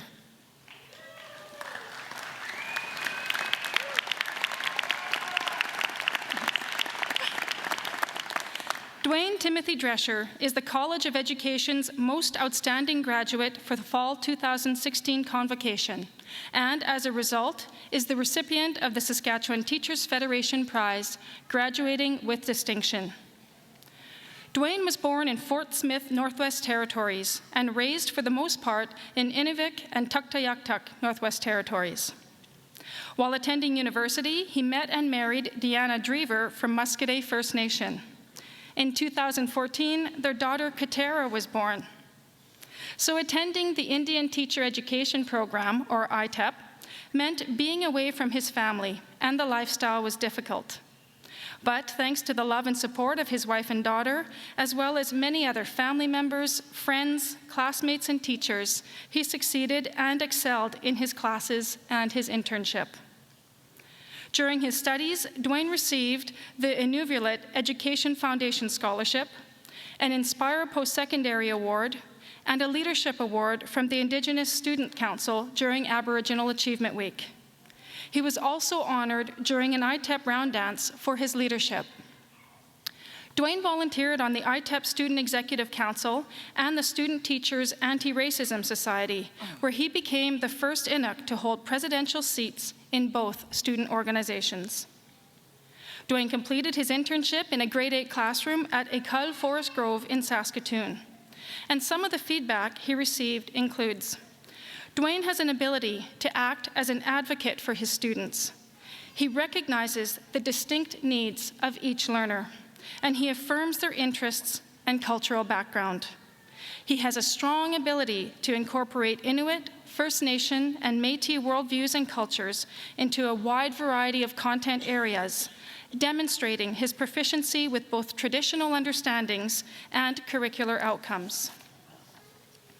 Currently, Dwayne is teaching grade 4 at the East 3 Elementary School in Inuvik, Northwest Territories, and he plans to continue his education to pursue a master's degree and possibly a PhD as well. Dwayne, we would be absolutely honored to have you back. Congratulations.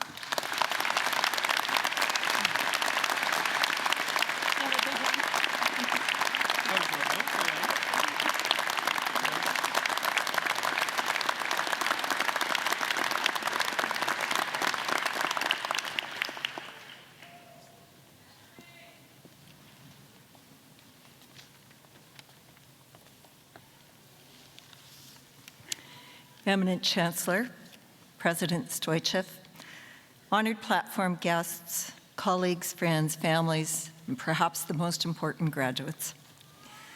I am very pleased to present the Sedonic Family Award for the most distinguished Master of Physical Therapy graduate to Matthew Oct22.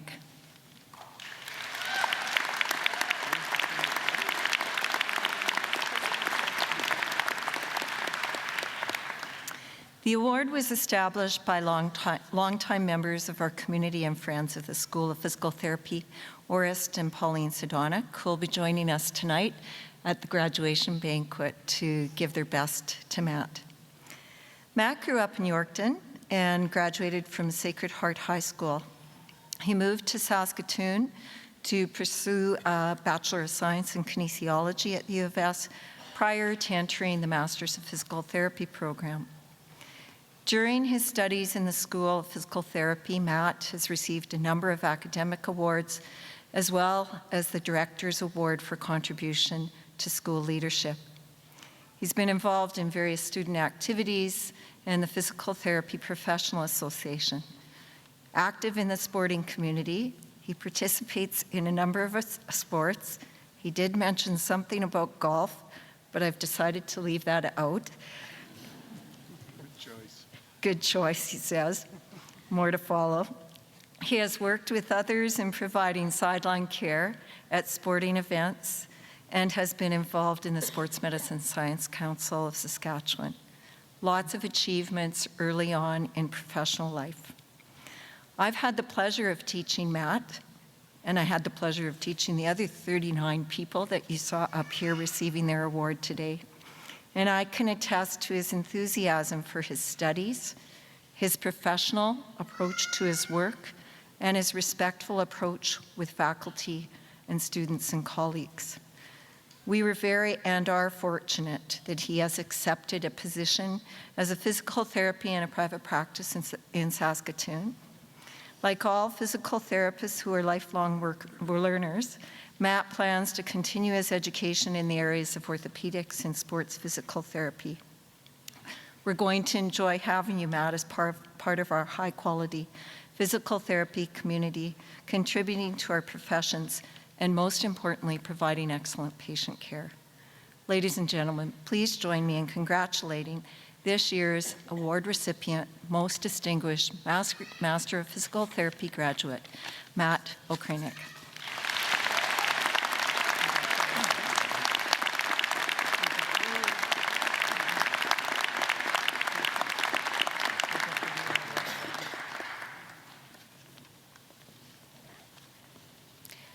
Eminent Chancellor, this afternoon I have the honor of presenting the Distinguished Graduate Supervisor Award to Dr. Jane Alcorn.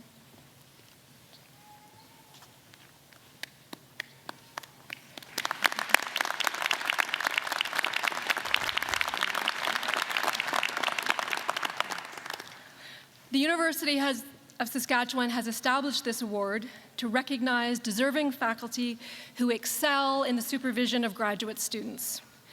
Dr. Alcorn holds a Doctor of Veterinary Medicine from the Western College of Veterinary Medicine and a Doctor of Philosophy in Pharmaceutical Sciences from the University of Kentucky.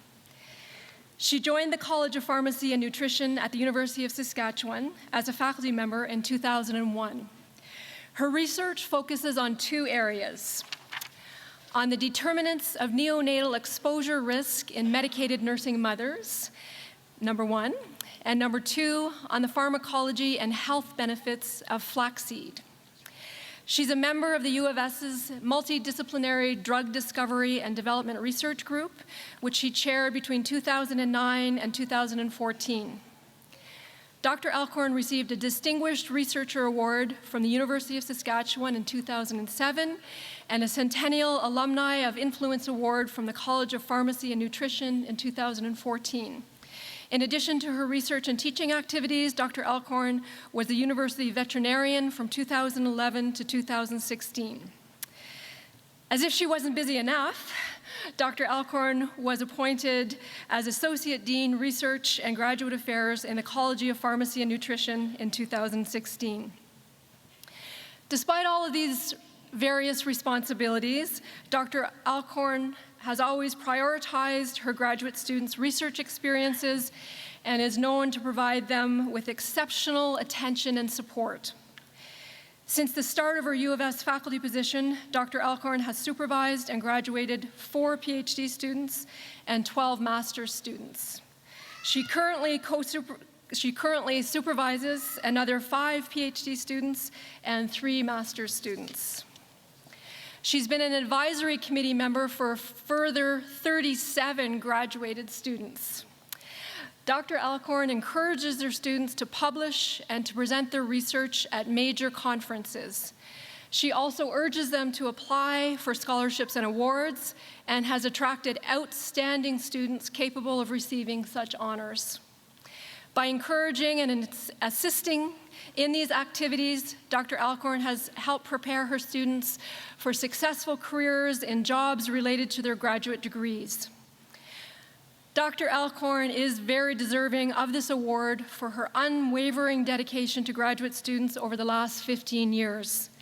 The successes of her former students and the extent to which they supported her for this award are a true testament to her excellence as a graduate supervisor.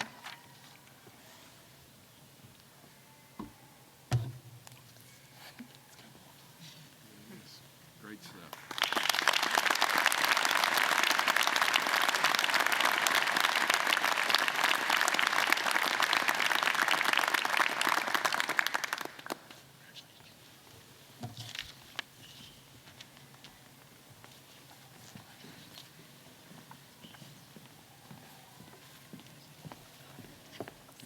Good afternoon. My name is Patty McDougall, and I serve as the Vice Provost Teaching and Learning. Eminent Chancellor, it is my pleasure today to present a University of Saskatchewan Master Teacher Award to Dr. Chris Clark, Associate Dean and Associate Professor in Large Animal Clinical Sciences, Western College of Veterinary Medicine. Dr. Clark.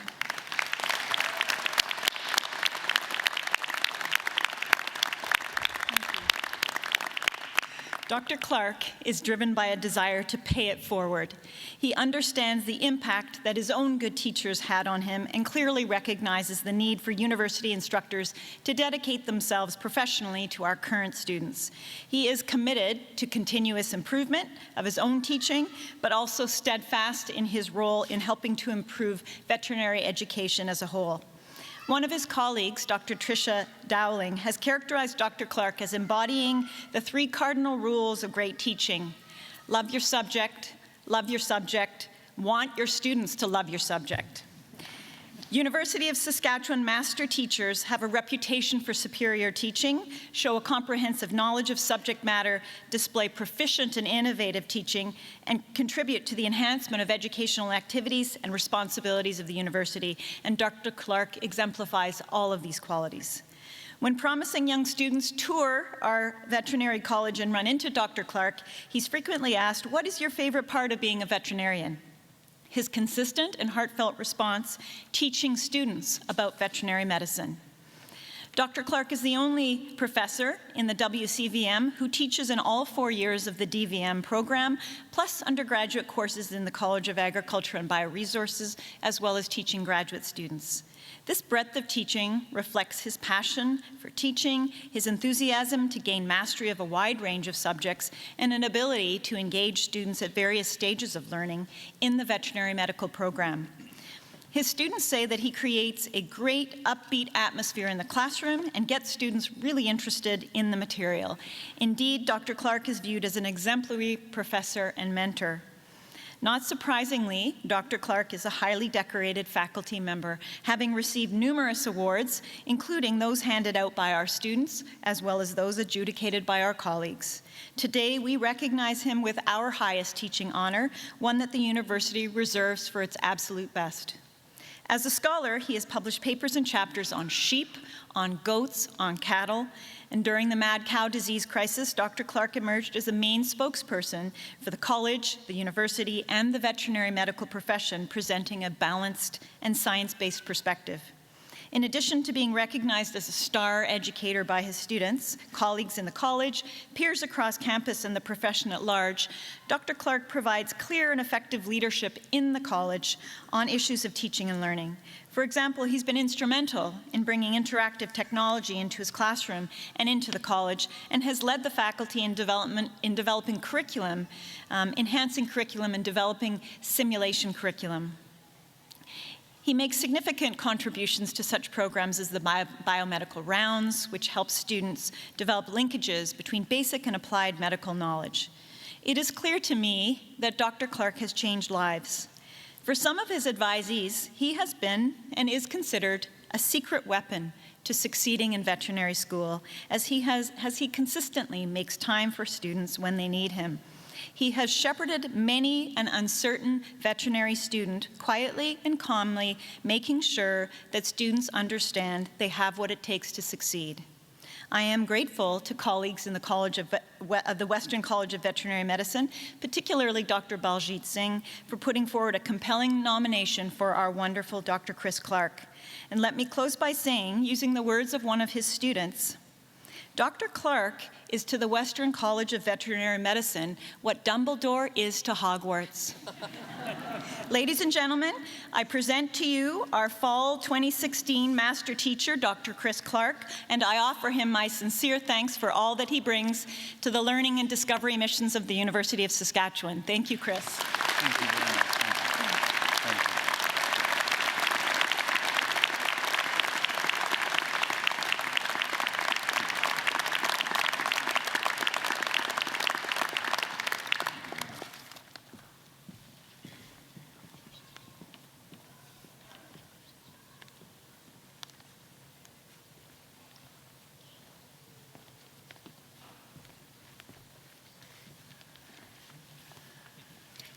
So it's my great pleasure as president to announce to you the 2016 recipient of the President's Service Award, and I want to tell you a little bit about the award. The President's Service Award was established in 1994, and it's presented to non-academic staff members who provide extraordinary service to the university, who have inspired and supported others, and whose dedication and commitment deserve our recognition. There are 2 President's Service Award recipients each year, one at Spring Convocation and one at Fall Convocation. And I'm very excited to say that the fall recipient is Liz Scott from the School of Physical Therapy.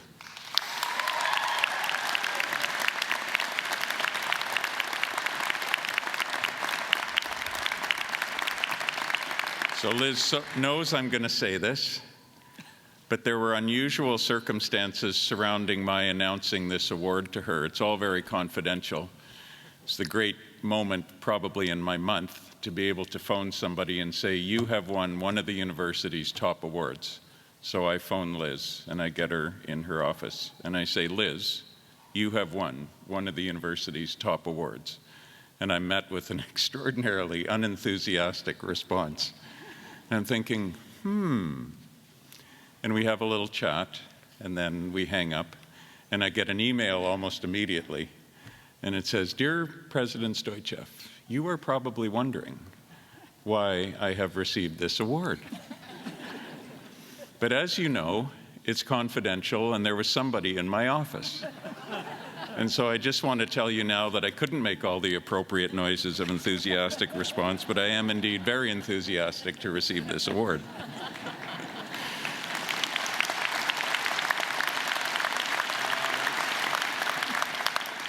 So Liz Scott is a perfect example of this kind of ambassador for the University of Saskatchewan, and she can keep a secret, that's for sure.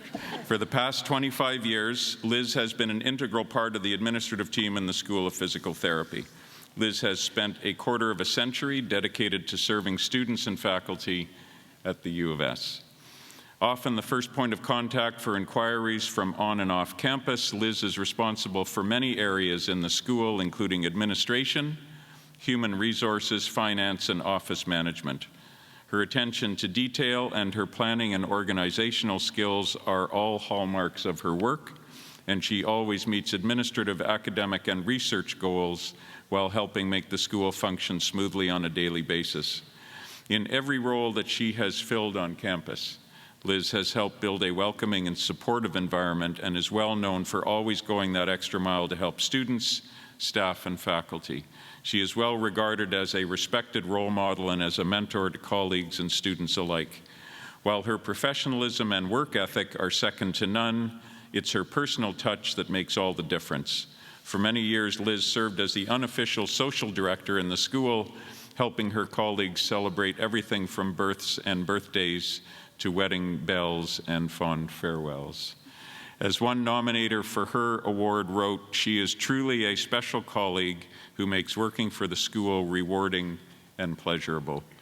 Liz has served the school and the university with compassion, kindness, professionalism, and patience, and it's that kind of dedication that makes her an excellent recipient of this award. It is my great pleasure today to thank her for all of her years of service to the University of Saskatchewan in front of all of you. Ladies and gentlemen, the recipient of the 2016 President's Service Award, Liz Scott.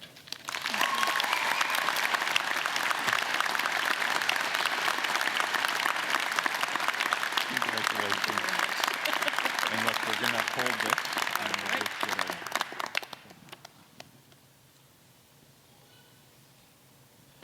Congratulations.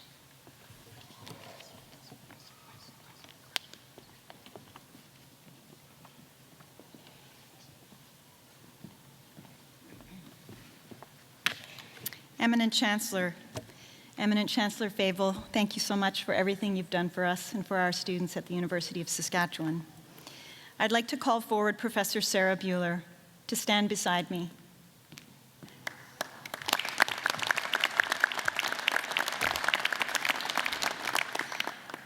A vital part of the university's teaching and research mission involves engaging with and contributing to the social and economic welfare of our community. The University of Saskatchewan has a cherished tradition over its almost 110 years of working closely with communities across Saskatchewan and beyond, undertaking research, teaching, and artistic work that is meaningful and responsive to the needs and the interests of those communities. The University of Saskatchewan Award for Community-Engaged Teaching and Scholarship recognizes those who have contributed greatly and with distinction to that critically important engagement mission. It is my singular pleasure this afternoon to present this award to the most deserving individual, Professor Sarah Buehler.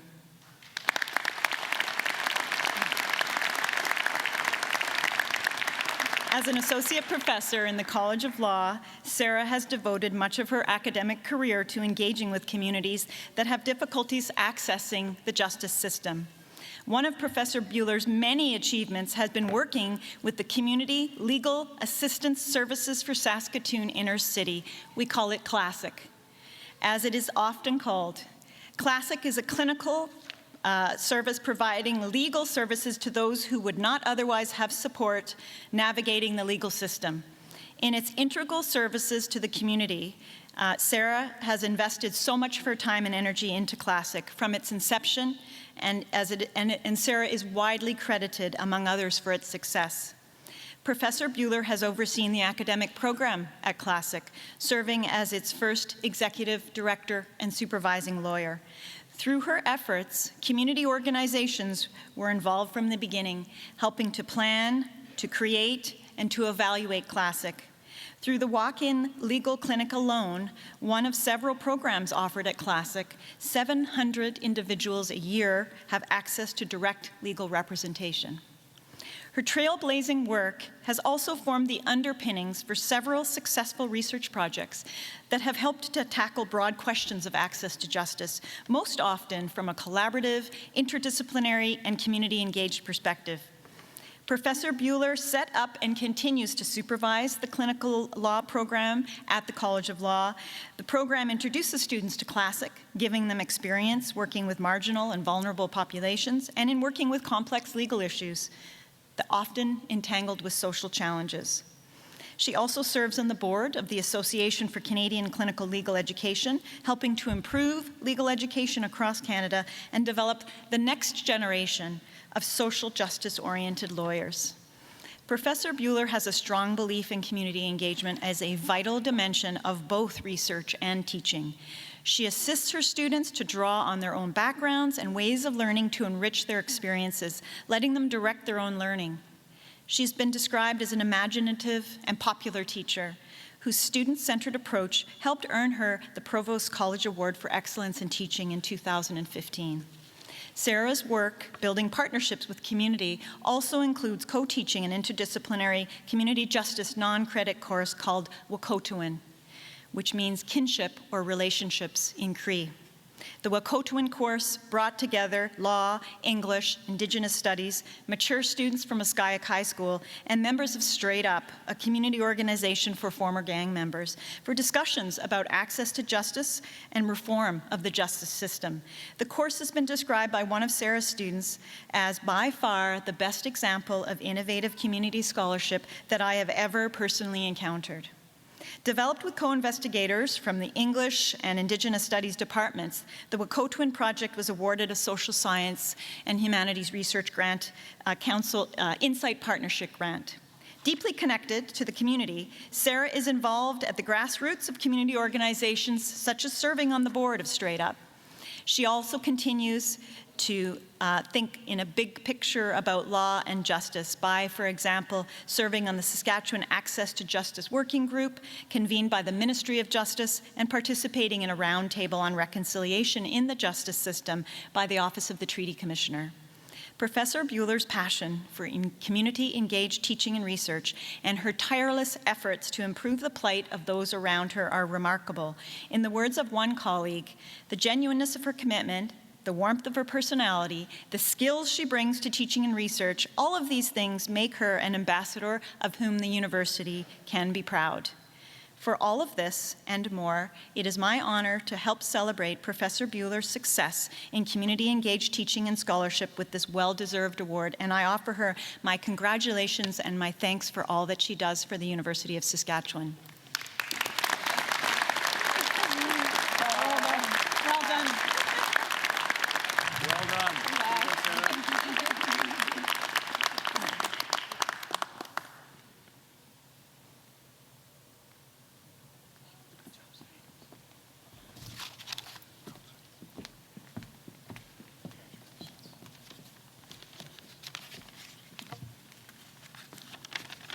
Eminent Chancellor, Mr. President, platform participants, graduates, and guests. My name is Jim Blackburn, and as President of the University of Saskatchewan Alumni Association, it is my pleasure to recognize the class of 2016 and to welcome each of you as members of our organization. Today is all about you and the work that you have done to get this far. I encourage you to breathe a sigh of relief knowing that your hard work, long hours, and many cups of coffee have paid off. Take a moment to soak it all in and celebrate this occasion. The fall 2016 Convocation ceremonies mark an important time in our Alumni Association history.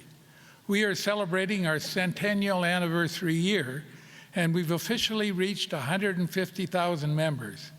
This week, we add nearly 1,000 names to our alumni family. A family with a storied history of excellence, a family of well-accomplished and distinguished alumni. President Stoichev has outlined a number of absolutely fantastic leaders and alumni from our university, and I'd say it's really the tip of the iceberg. You cannot pick up a newspaper or listen to a newscast without hearing about a member of our esteemed alumni who have graduated from this university and have gone on to do amazing things. Indeed, you are in good company, and deservedly so. But you will not only follow the footsteps of these distinguished men and women, but you will create a new path. Remember the faces and the names of those around you today. They also will confidently carve their own path and add chapters to the story of a great university. Over a century in the making. Your days as a student may be over, but your bond to the university will remain strong.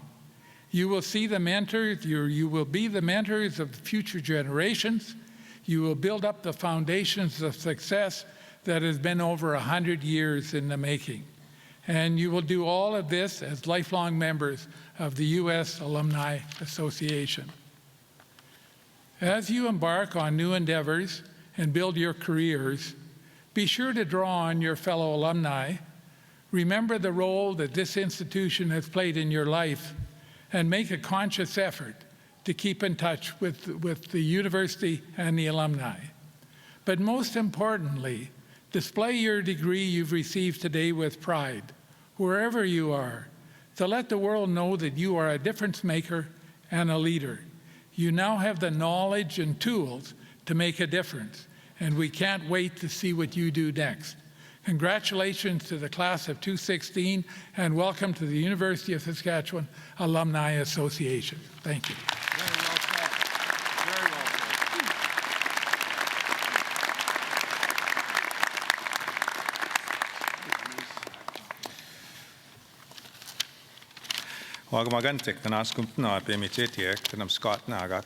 My relatives, I greet you. I'm grateful that there's many of you that have come out to celebrate with our students today, and the parents and the platform guests. I'd like to acknowledge Dr. Devereaux. Thank you very much for joining us, your wisdom today. I'd like to acknowledge President Stoichev, the platform guests, and of course the 15th Chancellor of the University of Saskatchewan. Let's welcome him, and please stand, Roy. Let's welcome the...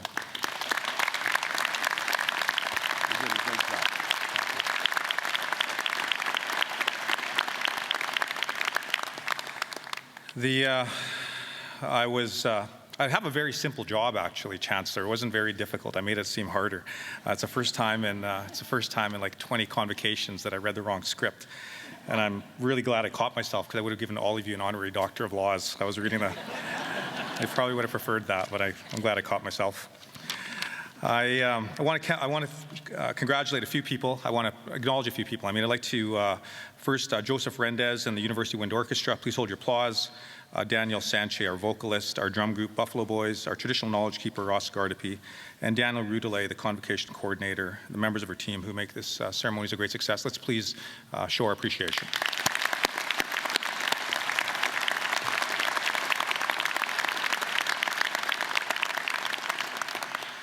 When I was asked a few times last few days, how do you feel not being chancellor anymore or transitioning to a new chancellor?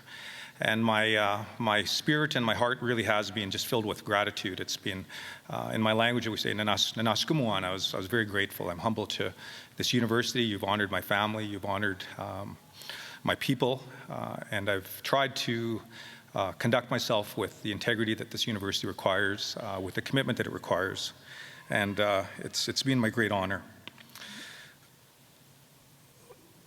When I was appointed, they made much about the fact that I was the first Indigenous chancellor and the former chief of, that would serve as chancellor of the University of Saskatchewan. And I pointed out in those early days that it was, I was the second chief actually, because the seventh chancellor of the University of Saskatchewan, John Diefenbaker, was an honorary chief as well. So I'm the second chief, but I'm the first Cree chief, I can say.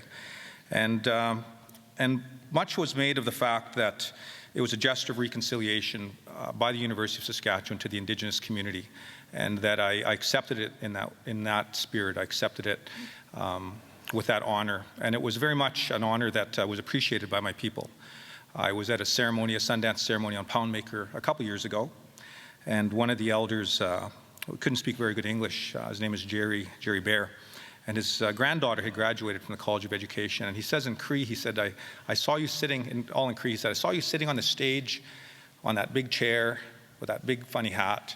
And he said, I felt really welcome, he said. So on behalf of my people that you've made feel welcome to this appointment, thank you to all of you. One of the things that happens with reconciliation is a respect for others. And I think that in my experience, it's little things that make a big difference, and the small acts of reconciliation that can touch people. I was grade 11. I made the high school volleyball team in Cutknife, and Cutknife it's a tough community. There's some racial tension there. There's still issues with Indigenous people and non-Indigenous people, and I was the only Indian kid that made the volleyball team, and I was really happy about that because I love the game. I think it's a great game, and we had to go on a road trip. And I remember going this road trip. I was a little anxious because I was the only Indian kid, and we're used to, being sort of kept on the side. And there's a fellow there called Ken Pretoria who said, I'm bunking with Fable. He was the first one to say that when we were dividing up who's going to camp with who in the rooms. And we should travel around to different little towns, Kindersley and Crobert, and still afraid of the people of Crobert for my trips there. They're tough people. But Ken wanted to bunk with me, and that made me feel really welcome. And it made me feel accepted. And when Ken was, he was a pretty straight, direct guy. And he said that the reason he picked me, he told the guys, is that I was clean. Actually, he said a lot of our teammates didn't have a real familiar relationship with soap and water, which hopefully they found later in their careers. But he also told me privately, when on our road trip, he said that the reason he did that, he said, was that his grandparents and his he was a farm boy from Baldwinton, Saskatchewan, and his grandparent and his dad and his uncles had to go into the Legion on Saturdays during the war and pledge allegiance to the Queen, and that this made him feel different. It made him feel separate, and it made him sympathetic to people that are not treated with equality. And so Ken took it upon himself to make me feel welcome, and he took it upon himself to make me part of the team. And so people at this university have done the same with me, same for me. They've made me feel welcome. And that what Ken in his own way and what people at this university and people in this auditorium are doing their own way are taking the spirit of the calls to action of the Truth and Reconciliation Commission that said, really, we just have to try and get along and respect each other a lot better. And particularly we need that in this province. I was saddened to hear last Friday I had lunch with David Arnott, who's the chairman of the Human Rights Commission. And David told me, sadly, in this province, we've scored highest on all of the national polling for 15 years in a row on prejudice and on racism and on intolerance to others. And that this is a sad statistic that we must beat, and that it isn't large. It's the potentially grand gestures that are made, such as this, for reconciliation, but it's the small efforts of a person like Ken Victoria, who passed away at 30, actually, of a brain tumor. And that this is the work that is important for this classroom and for, as you go into society, is to build a better Saskatchewan, build a better country, because you see how jarring it is to watch the U.S. election and to see Mr. Trump diminishing women, diminishing minorities, diminishing people based on religion, and all of the things that a good civil society strives to be different. He's encouraging not their best angels, but their worst angels. And I'm proud to say that I've shared this role with one chancellor, the 7th Chancellor, John Diefenbaker, who passed the Bill of Rights of Freedoms, that way ahead of his time in the 1950s said that, or 60 actually, that all people were created equal and that should be equal before the law based on religion, creed, skin color, wherever they're from. And I think that that is an important principle, and it's a principle actually that will be endorsed by the 15th Chancellor, Roy Romano, because he was one of our modern fathers of the Confederation as well, because he was one of the authors of the Charter of Human Rights and Freedoms when he was Attorney General here in Saskatchewan. So these are the ideals that we have as a society, and then sometimes we fall short as human beings.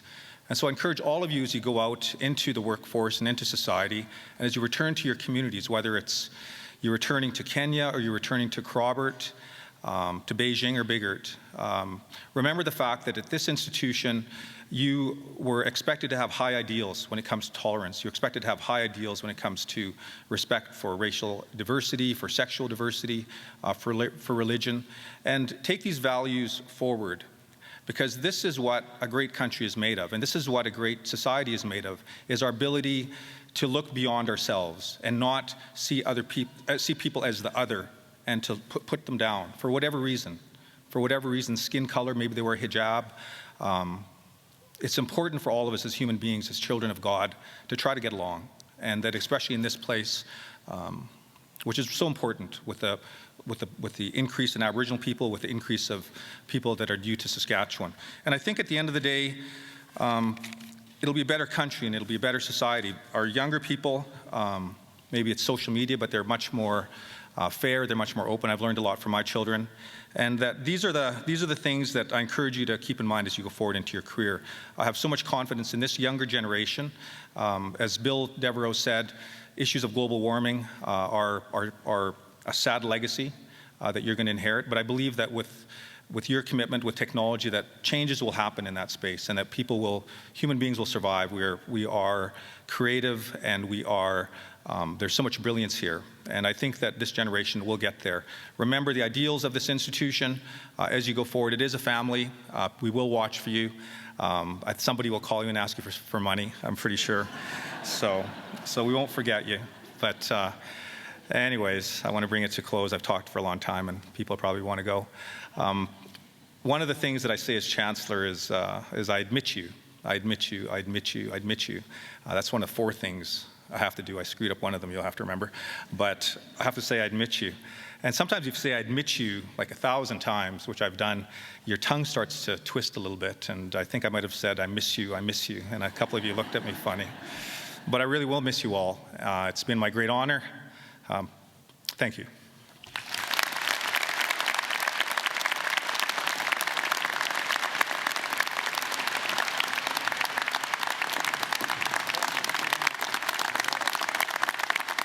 Sorry, I'm supposed to say one more thing. You're supposed to stay seated till we leave, so thank you. But you can clap.